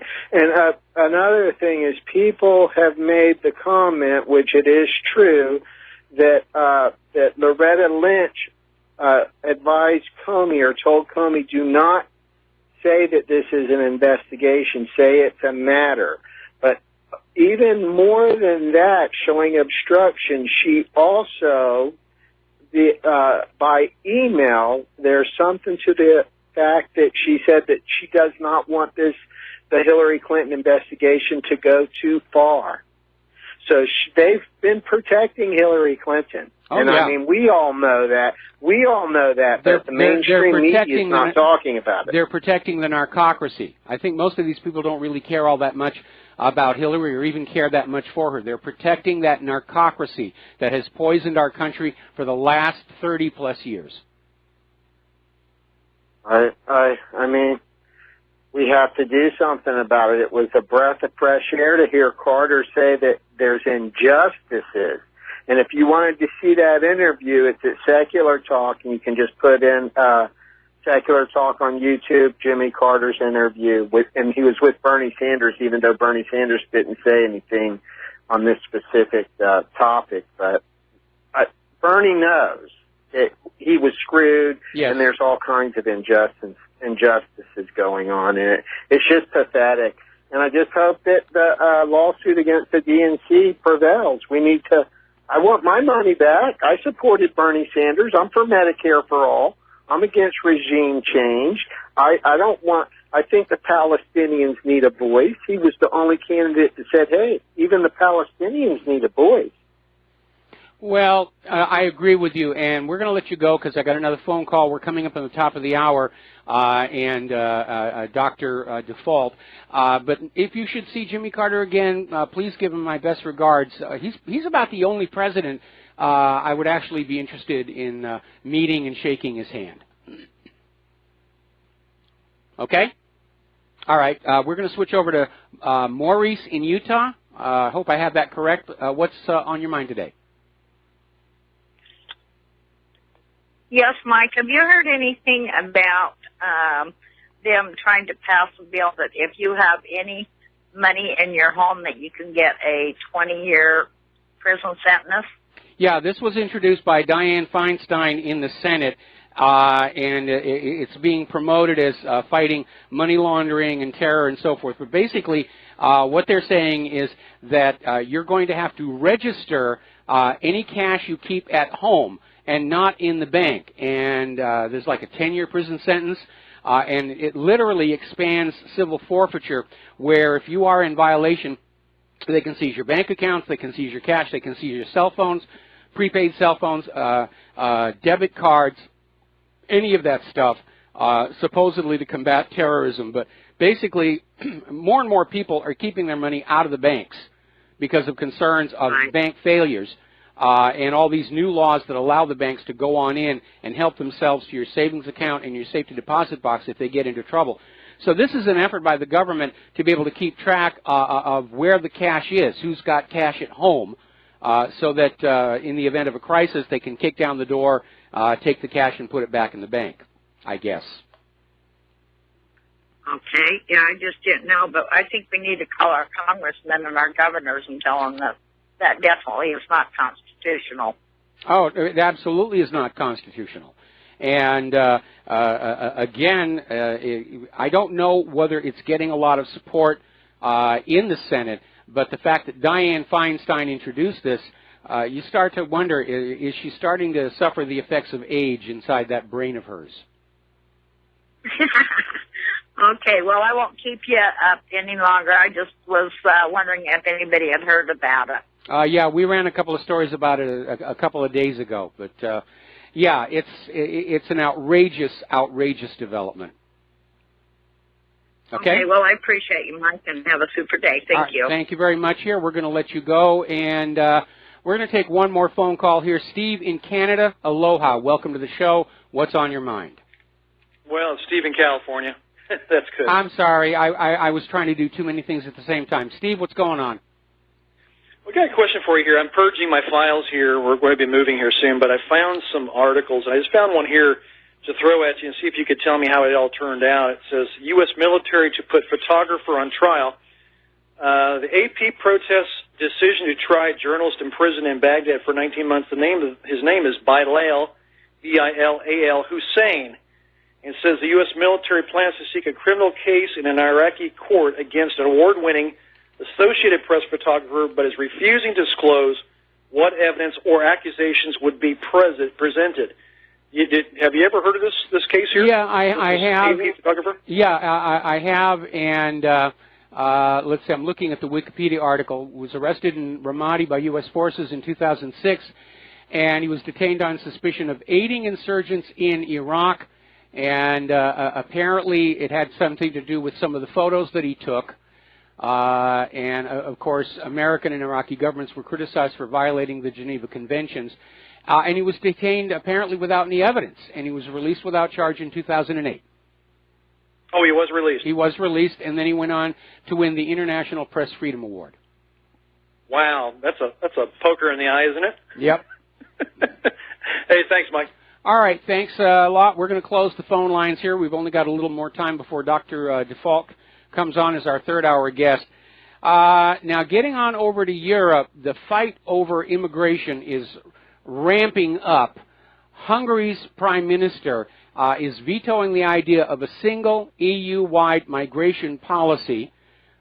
He's taking the position that every member state has a right to set their own rules at the border, and apparently 6 Central European nations are now in agreement. We're going to take a break for commercials. We'll be right back. And aloha, America. Welcome back to the show here, and I want to fill in this last segment with the Grenfell Tower fire, and the official death toll right now is 79 people. 5 have been formally identified. The other 74 are missing and presumed dead. However, there are people around there saying the death toll is actually much higher. They're trying to keep a lid on it. The building was able to hold 600 people, and not that many got on out. And there are estimates that hundreds of people died in that horrible fire. And right now they're sleeping in their cars. And there's no aid coming to them because a lot of these people ran out of the building without carrying their ID. And because they don't have an ID, there's the paperwork snafu, and they're sleeping rough. And apparently this cladding they put on the building, the manufacturer said, they warned, this will emit toxic gases if it catches on fire. Political correctness story. Apparently liberals want Father's Day abolished. They're saying it's too antiquated for modern society. Of course, not a mention about Mother's Day. But fathers, who needs fathers? I mean, come on. The rest of this stuff here. All right, well, apparently Windows 10S, which is pre-installed on their new Surface laptop, has been less than a stunning success. Reviewers basically hated it. They really, really hate it.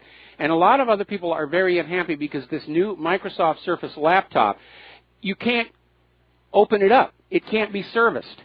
If some part goes bad, you throw away the whole unit and you buy a new one. If you try and open it up, if a repair technician tries to open it up, it will literally destroy it. So more planned obsolescence here. Proton Mail is making its free virtual private network service available to everyone in order to set up your own VPN for privacy. And apparently they have found an old Unix, Linux, BSD root privilege execution bug. It's apparently been around for 10 years, and they only just now found it. And it affects Linux, OpenBSD, NetBSD, FreeBSD, and Solaris, and can be used by an attacker to take total control of your machine. Basically give you root privileges.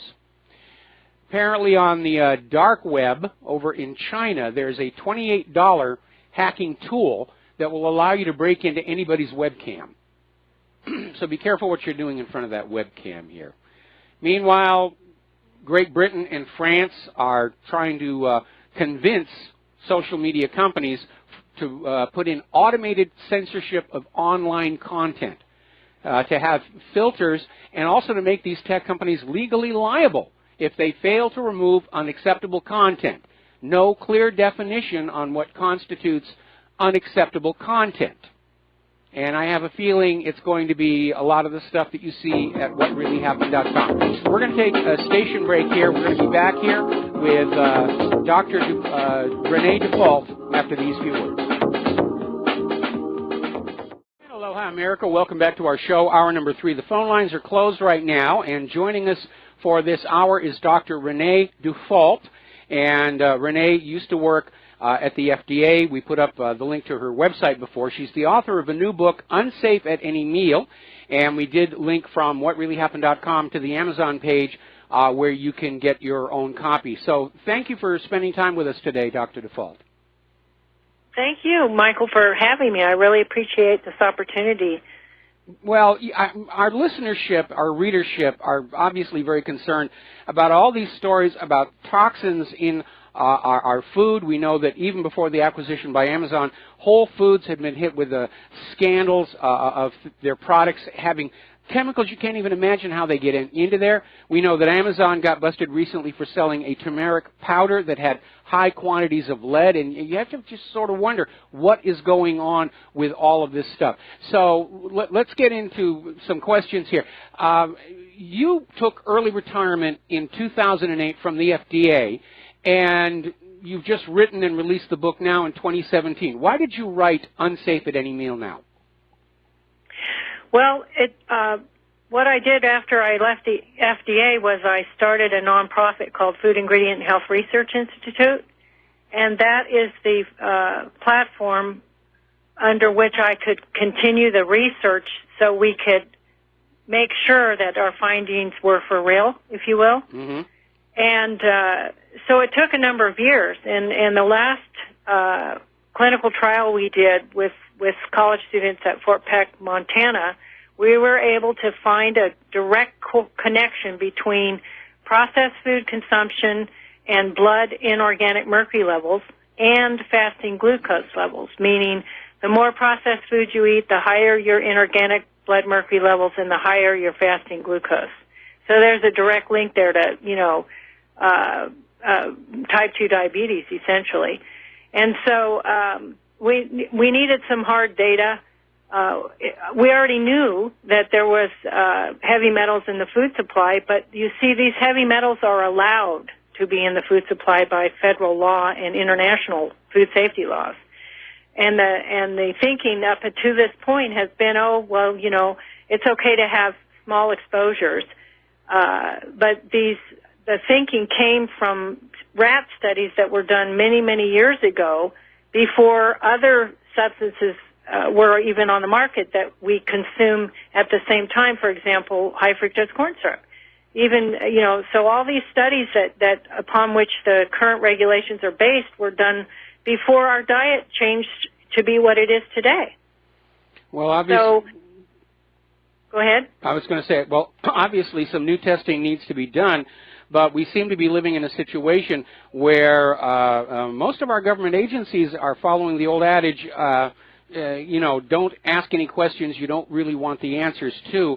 And again, getting on back to this idea of mercury in your bloodstream, mercury can literally drive a person crazy. I'm sure if you're a big fan of Alice in Wonderland, you remember the character of the Mad Hatter. That was actually based on a real phenomenon because milliners used to use mercury to prepare the fur for the felting process for the hats, and exposure to it would drive them crazy. That's where that stereotype comes from. And many of these toxic substances, I presume, are cumulative, that once you get them in your body's not able to get rid of them. So over time, you can build up a very serious issue here. Absolutely, especially if your diet is poor. So, if your diet is really good and you have lots of fruits and vegetables and very low exposures to pesticides, and once in a blue moon you have something that has inorganic mercury or lead, you can withstand that exposure. But if your diet is poor all the time, you're eating fast food, going to fast food restaurants, and eating a lot of processed food, then your body never has a chance to clear this stuff. Okay, well, let's get on back to your book here. I'm sure I pretty much already know the answer to this, but what does the title of the book, Unsafe at Any Meal, mean? It means that without educating yourself, if you eat the standard American diet, then you will become sick over time. That's why we have Western diseases, because Western diet leads to Western diseases. And now we know more than ever how this happens. Well, certainly I know there's a lot of things in our food that we need to be cautious of. I'm at the very tail end of a major weight loss program. It's been 2 years, and I've lost pretty much 100 pounds now, and I'm getting down to my target weight. And I found out that one of the reasons earlier in life I couldn't lose weight is because of all the chemicals that are in our food that actually make you want to eat more, such as high fructose corn syrup, monosodium glutamate, aspartame, and so forth and so on. Now, obviously, for the food corporations, if they're finding materials to put in the food that make you eat more, then you will buy more and they make more money. But everyone's talking about America's obesity epidemic, and it's not a result of our lifestyle. It's a result of the chemicals that are in our food literally making us eat more. Now, when you do obesity studies on rats, you have to dose their food with monosodium glutamate, because normally rats will stop eating when they've had enough to eat. But if you dose them with monosodium glutamate, they will eat and eat and eat until they're on the verge of bursting. We have to take a second here to do a shout-out to our on-air affiliates who are just now rejoining our network. We're talking with Dr. Renee Dufault about her new book, Unsafe at Any Meal, and about the various chemicals that are in our food. And apparently in your book you talk a lot about the cost of pesticides, and we know that glyphosate has been declared a probable human carcinogen by the World Health Organization. And you make a parallel to Rachel Carson's watershed book, The Silent Spring, back in 1962, which pointed out how excessive use of DDT was leading to all kinds of problems in not only humans but in the biosphere as a whole. Right. So what we have is, if you're talking about glyphosate, that's an organophosphate pesticide. And so we don't even know how much exposure to that we're getting, because they're not doing any glyphosate testing, and the USDA doesn't test for that in the food supply. You can go to their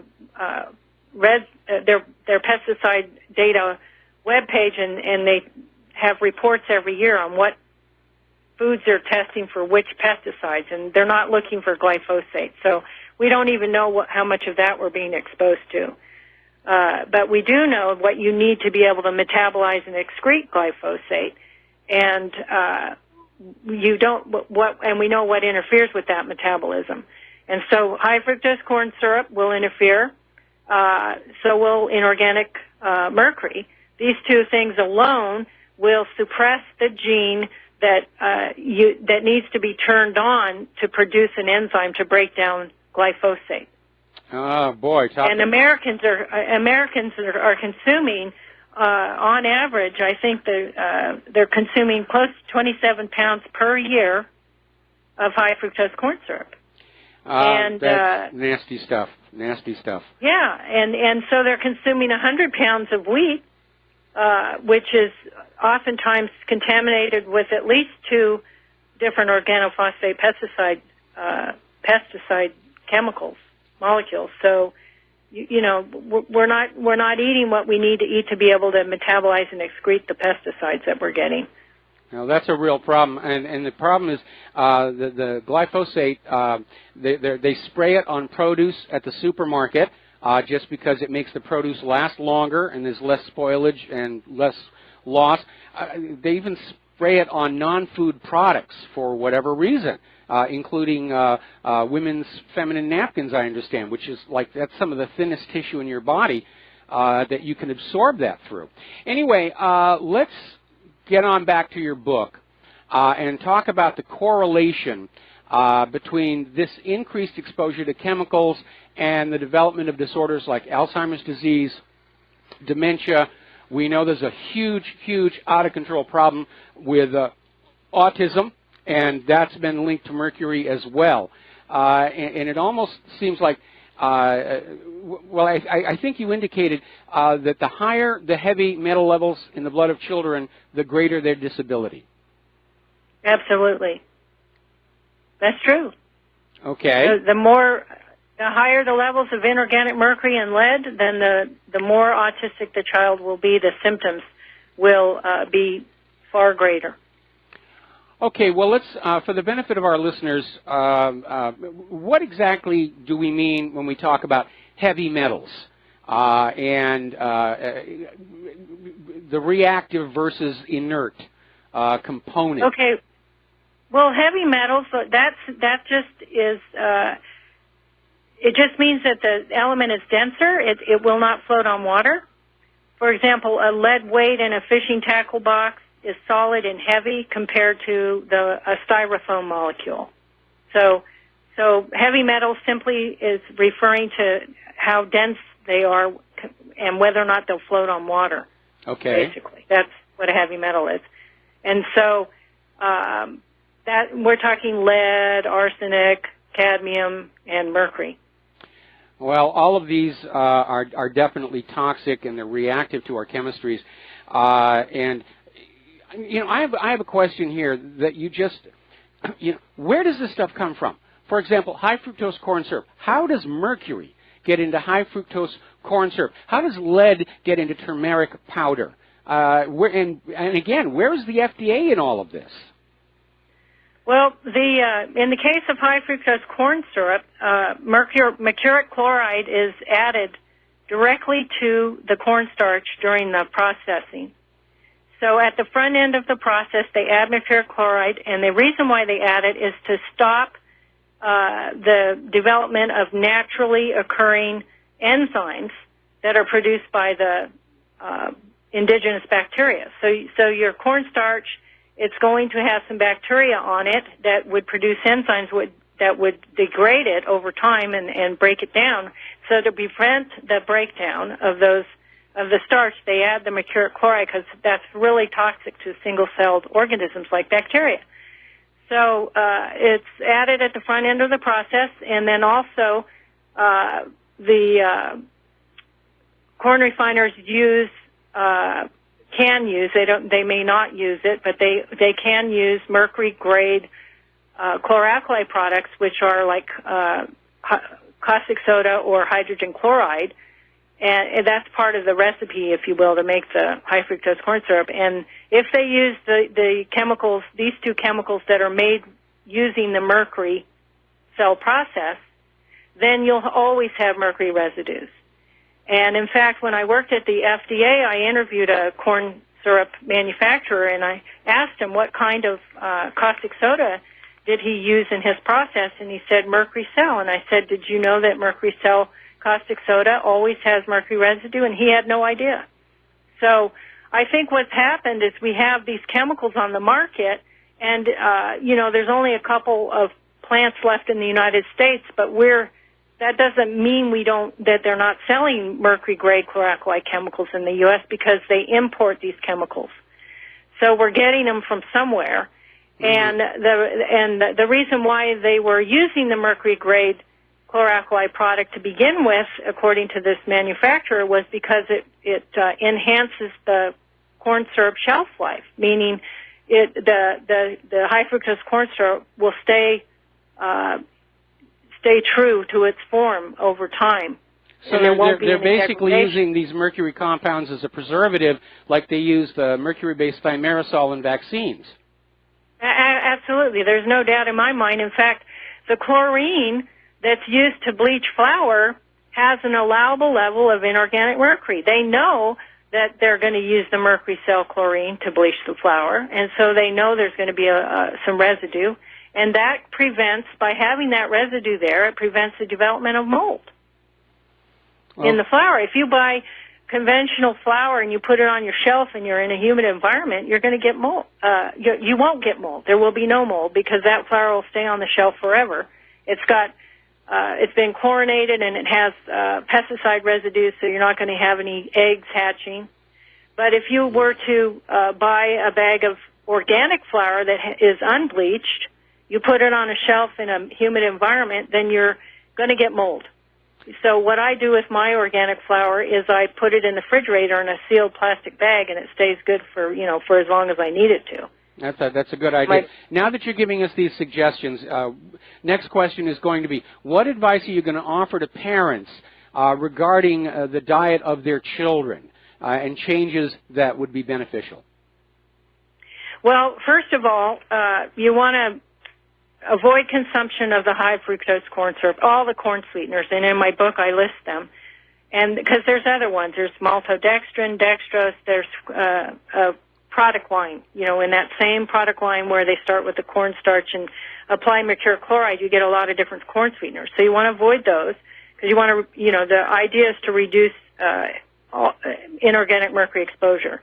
And then you want to avoid the vegetable oils, and I list those in my book as well, because there's a group out of Europe called FEDIOL, Fediol, and it's a manufacturing or a trade organization, and they wrote a report recently, like I think it was 2013, where they analyzed the risk for mercury contamination in the vegetable oils based on what they knew about their own processes. And so, the risk of inorganic mercury contamination in vegetable oil can be from anywhere from low, moderate to high.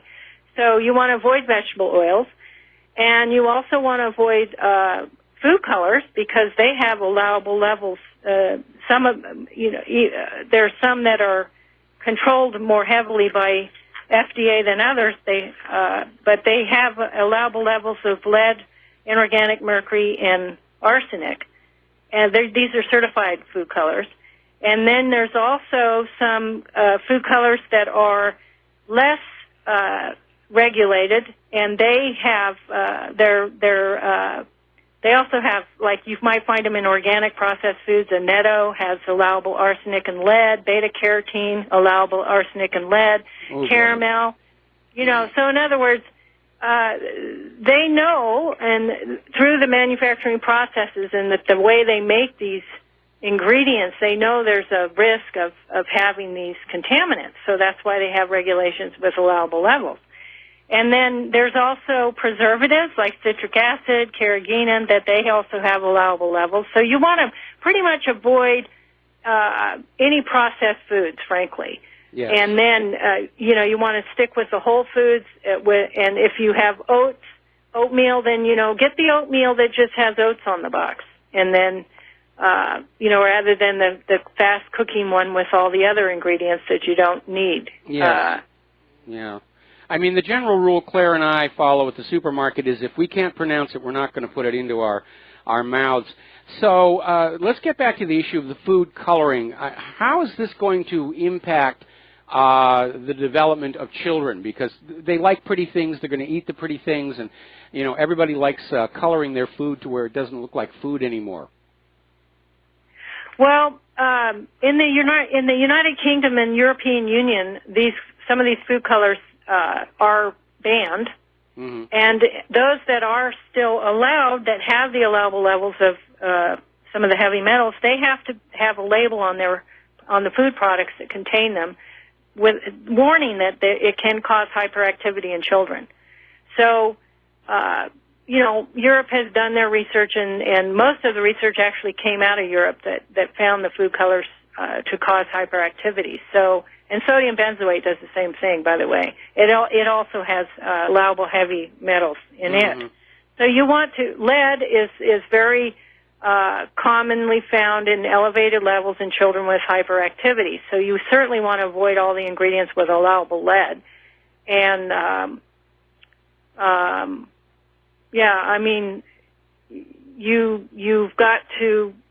you have to be strong as a parent, and when your child is wanting to have something that has food coloring in it, the best thing to do is to remove all the unhealthy foods from your kitchen cupboard. Yes.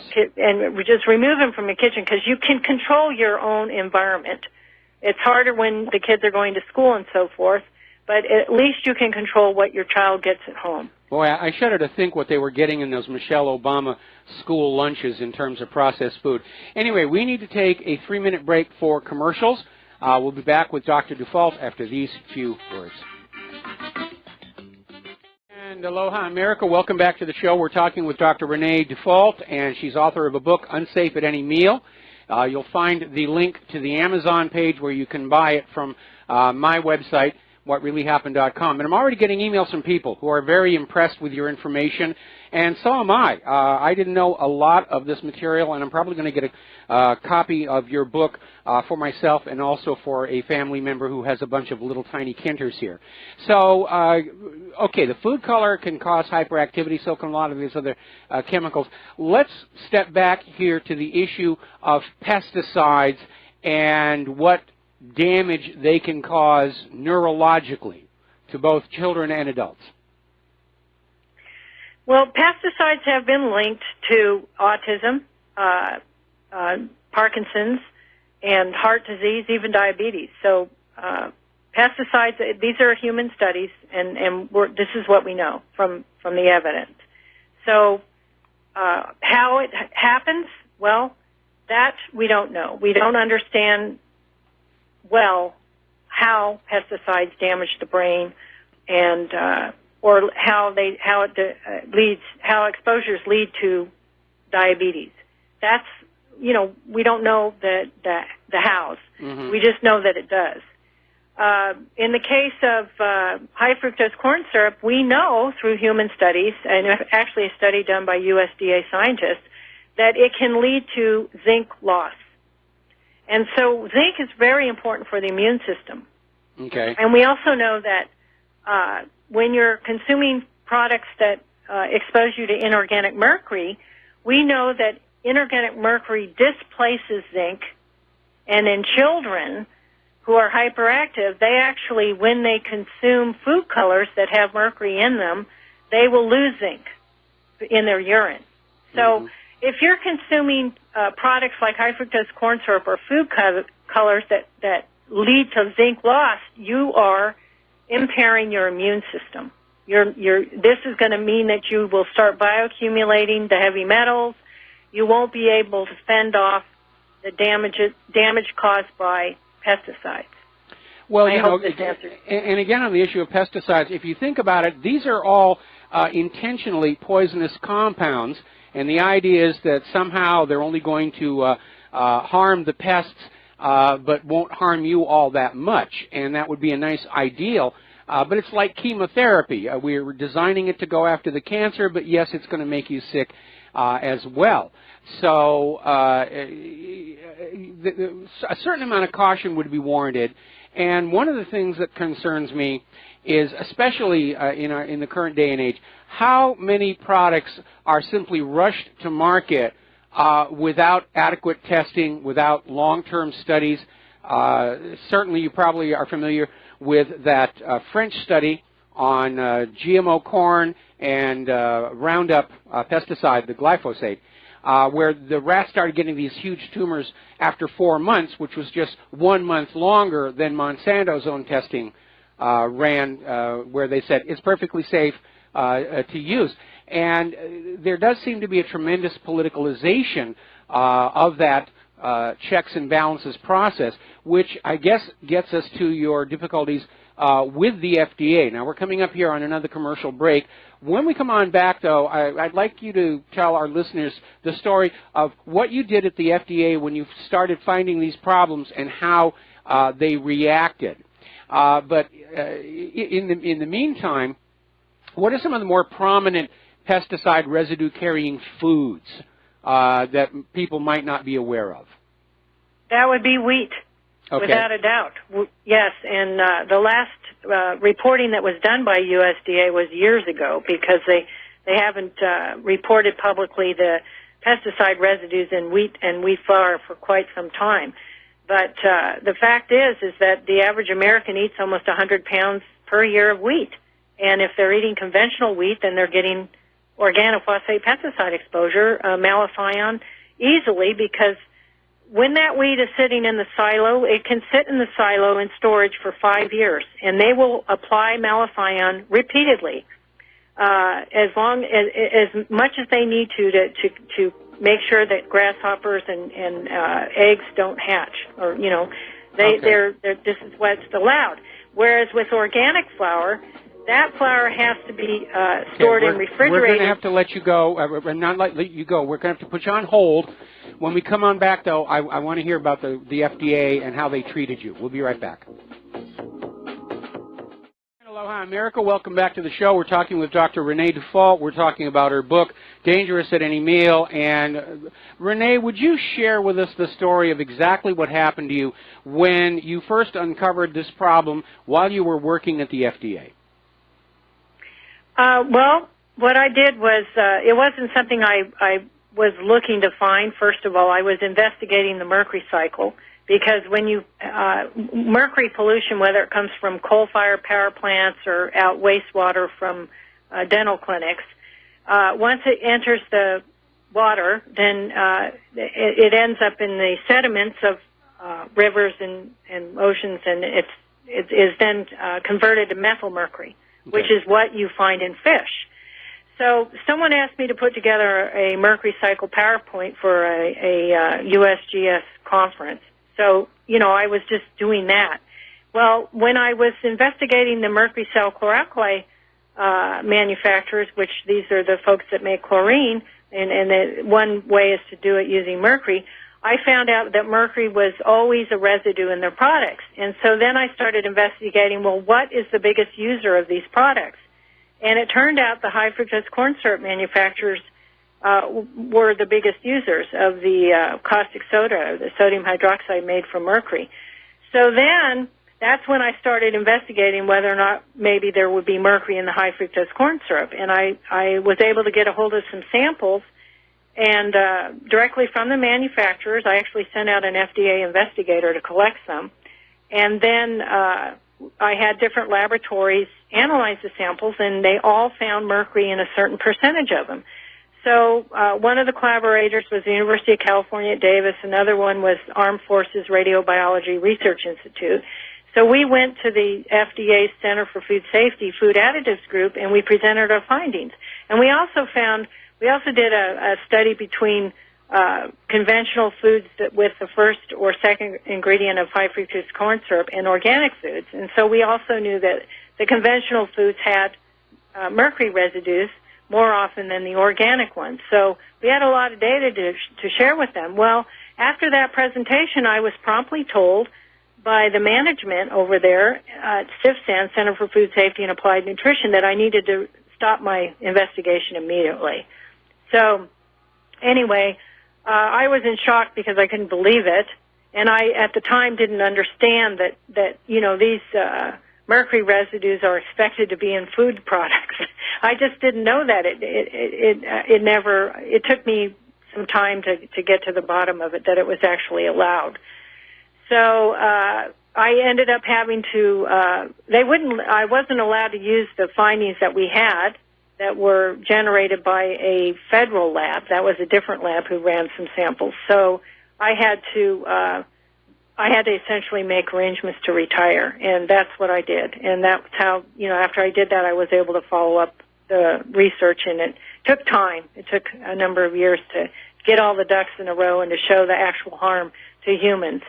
And so we now have the link between inorganic mercury exposure and fasting glucose levels, you know, leading to diabetes risk. So we've got that now. So now I could come out and say, yes, we need to fix this problem. So that's what happened.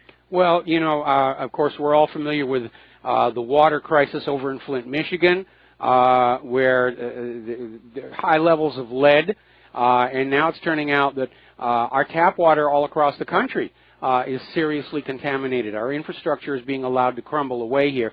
We're going to take a quick phone call here. Tom in Utah, do you have a question for our guest? Tom? Yes, Doctor. I'm the former pathologist or scientist that prepared Howard Lyman to go on Oprah Winfrey's show. I gifted him with my old name. I'm the vegan cowboy or vegan cowboy scientist. So I wanted you to expand on the problem that's created in the livestock industry with the organophosphates as well as these food additives actually that end up in animal feed. I haven't studied animal feed, so I really, you know, I can only, you know, I don't know enough about that to really talk on it, to be honest with you. Okay. I don't know what the animals are getting. You know, I don't know what the exposures are. Well, we know that... For example, it takes 700 pounds of fodder to produce 1 pound of finished cow, so that everything that's been treated with, you know, with the... Pesticides. Pesticides ends up in there. But also, as I ran a dairy, I was giving my dairy herd foods that were processed, you know, by IFA or the food processors, and there were food additives actually added, preservatives primarily, to the feed stock. So I try to educate people to the fact that when you're eating a piece of flesh or a glass of milk, you're getting a concentrated exposure to those issues, including the mercury. Okay. Well, I haven't studied that, so I really can't say anything on it. I'm sorry. I don't doubt you, but you know, this is new to me. I haven't studied the perspective of what we feed the animals and then what those exposures might mean for us. Well, Tom raises a very, very good point here, and you're, of course, being very responsible scientist by saying the things that you don't know, and so, you know, exactly. that's a good thing as well. But, yeah, I mean, we know that a lot of the GMO corn that is being grown in this country is used for animal feed, and so there's the issue of glyphosate getting into their diet as well. And the real problem, of course, is that the pests are starting to evolve a tolerance to the glyphosate. So these farmers who are now contractually committed to having these seeds, they're having to go back to using the other pesticides as well. So, Tom, thank you very much for the phone call. We're going to let you go here, and you do raise a very, very good point. Along with all the growth hormones that are pumped into meat and poultry products as well. If they're not totally metabolized when the animal is harvested, that also winds up on your dinner plate. Now, getting back to you, Dr. Default, you have some very strong comments about the FDA and how it ought to be altered, I guess is a good word for it? Right. Well, if I were in charge, which I'm not, but if anybody ever asked my opinion, I'd say we needed a whole new agency that only did food safety, and then we would take all that food safety responsibilities away from FDA and USDA, and then just, you know, no one could work at this new food safety agency except for people that had never worked for any corporations involving food manufacturing or big agriculture. In other words, kind of a pure group of people who are not influenced by corporate America, and that their sole responsibility is to protect the public health. And that, you know, another thing people don't know about FDA is that their job isn't to determine if a food ingredient is safe. That isn't their job. That was never their mandate.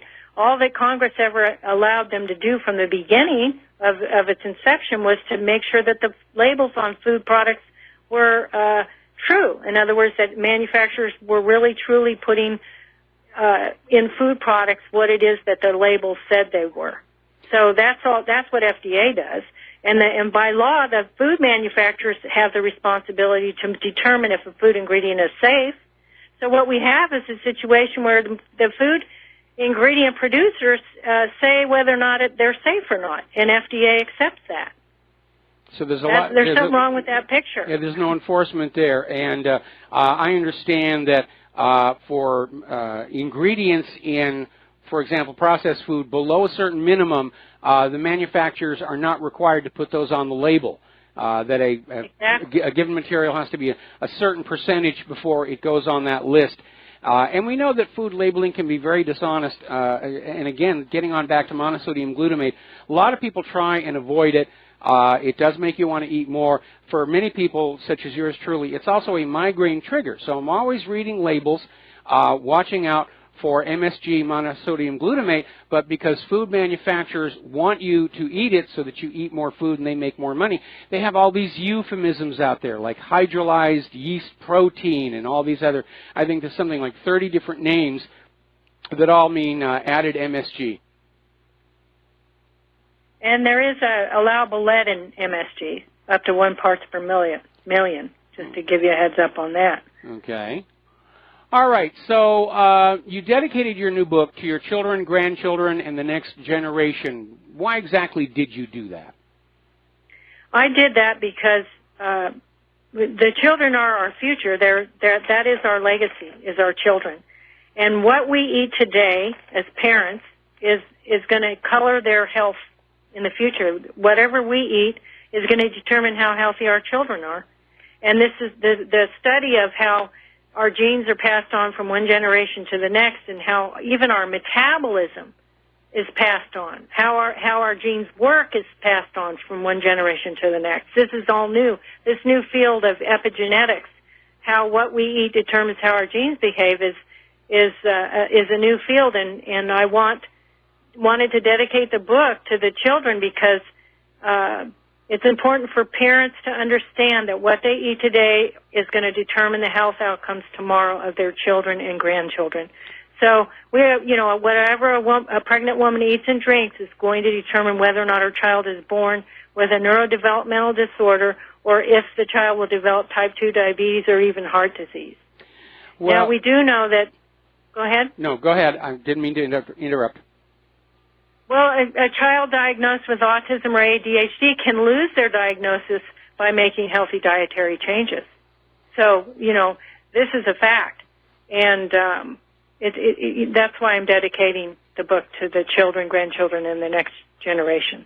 Well, one thing that's... And I want to add, I'm sorry, go ahead. We do have a free online tutorial that goes with the book. So for every chapter in the book, there's a module of instruction with video, kitchen cupboards activities, and so on, and discussion questions. So you could put together a group of people and everyone reads the book together and then do the weekly discussion questions and so on, and come out of it with a whole new attitude and a whole new lifestyle. Well, as I was going to say before, we know that medical care in the United States is the most expensive in the world, but it's not a very good quality. And the reality is that Americans' overall health does seem to be in decline. More and more people just seem to have all these chronic issues. They've got lots and lots of little bottles in their medicine cabinet. We know that life expectancy for the American people is actually in decline at the moment. And so we need to look at this issue. Where is this all coming from? And then you find out that there are chemicals in your food and in your medicines which are not really what's best for you. They're merely economically advantageous for the manufacturer or the processor. And so it's a little bit scary that you can't trust what's going on in the supermarket. And I know a lot of people used to go to Whole Foods. They had a couple of bad scandals there, but now that Amazon's taking it over, they've already said they're going to get the cheapest products they can get to compete with Walmart, and that means back to the processed, chemical-laden, pesticide-dripped stuff. And personally, Claire and I, Claire's a wonderful cook, and we go to the local farmer market, and we get produce, and we understand we have to use it up real quick or it's going to go bad. But we're trying to avoid all of that chemical stuff because, again, I came to understand that was a big reason why I couldn't lose weight before, was all these chemicals that were in there. Now, if readers of Unsafe at Any Meal want to achieve a healthier way of living, what's the most important piece of information they should take away from the book? Well, all they need to know is that everyone can benefit and feel better by making the healthy dietary changes I recommend in Unsafe at Any Meal. If you're sick, no matter what your diagnosis, making healthy dietary changes will improve your quality of life. And if you're healthy, you can stay healthy by switching to a healthy diet. All righty. Well, obviously, again, the link, I have a link from whatreallyhappened.com to the page at amazon.com where you can purchase Unsafe at Any Meal. And like I said, I'm going to get a copy for myself and a copy for a relative who's a doctor with bunches of little kids roaming around here. And it almost seems like concern for overall health of the American people has been sacrificed on the altar of corporate profitability. And that is just absolutely a nightmare scenario, that the only thing that we mean to these corporate CEOs is we have wallets and we're willing to spend money. And again, if these chemicals in the food are making you ill, well, you go off to the doctor, you get more medicines, spend more money. It's like a racket going on. We're going to take one more phone call here. Sherry in Kansas. Aloha. Do you have a question for our guest? Yes. Yes, this is Sherry. By the way, technically glyphosate is an herbicide. And this year, Dr. Stephanie Seneff and Anthony Samsel came out with a paper. They're saying that glyphosate is actually plugging in where your body might use glycine. Have you seen this? I have not read that paper. I have read other papers that by that team, but I have not read this one.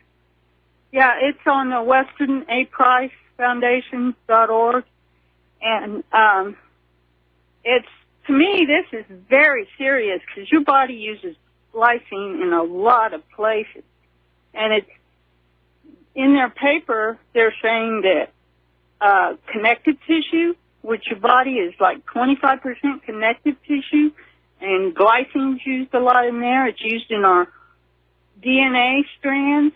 And I mean, this is really serious.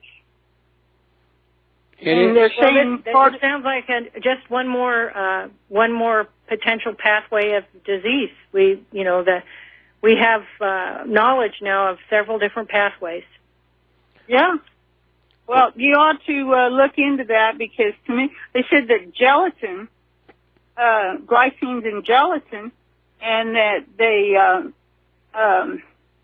grow the measles vaccine or the measles virus in gelatin. And they have an interesting bill in there at the end of the paper where they say that, they compare before 2003 and after 2003, and because, glyphosate wasn't used. Okay, Sherry, we're going to have to let you go. We've got to take another break for commercials. Thank you very much for the phone call, and we'll be back with Dr. Renee Default for the last segment of our program today. And aloha, America. Welcome back to our show, last segment of our program today here. And I'm actually getting a lot of email. Apparently, it came as a shock to a lot of people that the FDA's authority is just making sure the labels are accurate rather than the safety of the food itself. And again, relying on the corporations to be honest about their products. We know many times when the corporate supplied research has been rigged. Anyway, we have about 4 minutes left here, and again, Renee's book is called Dangerous at Any Meal. The Amazon link is on whatreallyhappened.com. Renee, is there anything else you want to share with our listeners? Yeah, actually it's unsafe at any meal, what the FDA does not want you to know about the foods you eat. And I do want the listeners to know we have a free online tutorial that goes with the book at the foodingredient.info website, and it's at the tabs are at the top, the menu, so you push the button that says Healthy Diet Tutorial. So we've already tested the content in 3 clinical trials, and in each trial, the participants, the human subjects, if you will, the human beings who participated, they did in fact switch to a healthy diet. So it's very important that people are able to get education in a way that makes sense to them. So we have all kinds of activities and movies and so forth that appeals to all learning styles. So I would encourage folks to not only get the book, but also have their friends or family members work with them in a book study group and go through the tutorial, because I think they'll find it very effective in helping them actually make those behavior changes. Can you give me the URL again? It's www.foodingredient.info.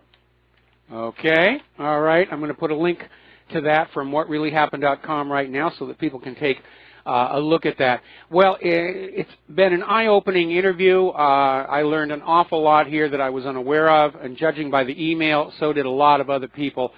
And this is an area of concern where we literally should be very distrusting of the products being put out by food and medical corporations.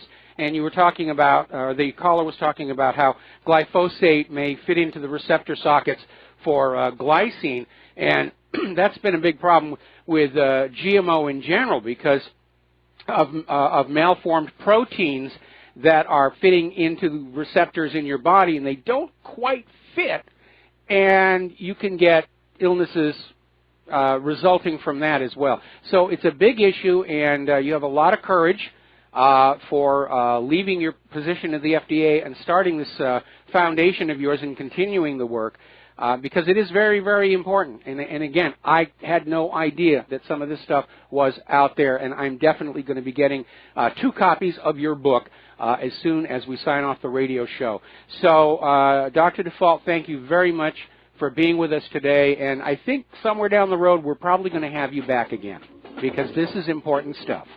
All right, there's Thank you, Michael. You're welcome. Thank you very much. There's the music. It's time for us to get on out of here. I have another thing I need to be doing here very soon. We'll be back tomorrow here on the Republic Broadcasting Network. Please take what you learn here, share it with everyone that you know. We need to get this information out. We'll be back tomorrow. Aloha, America.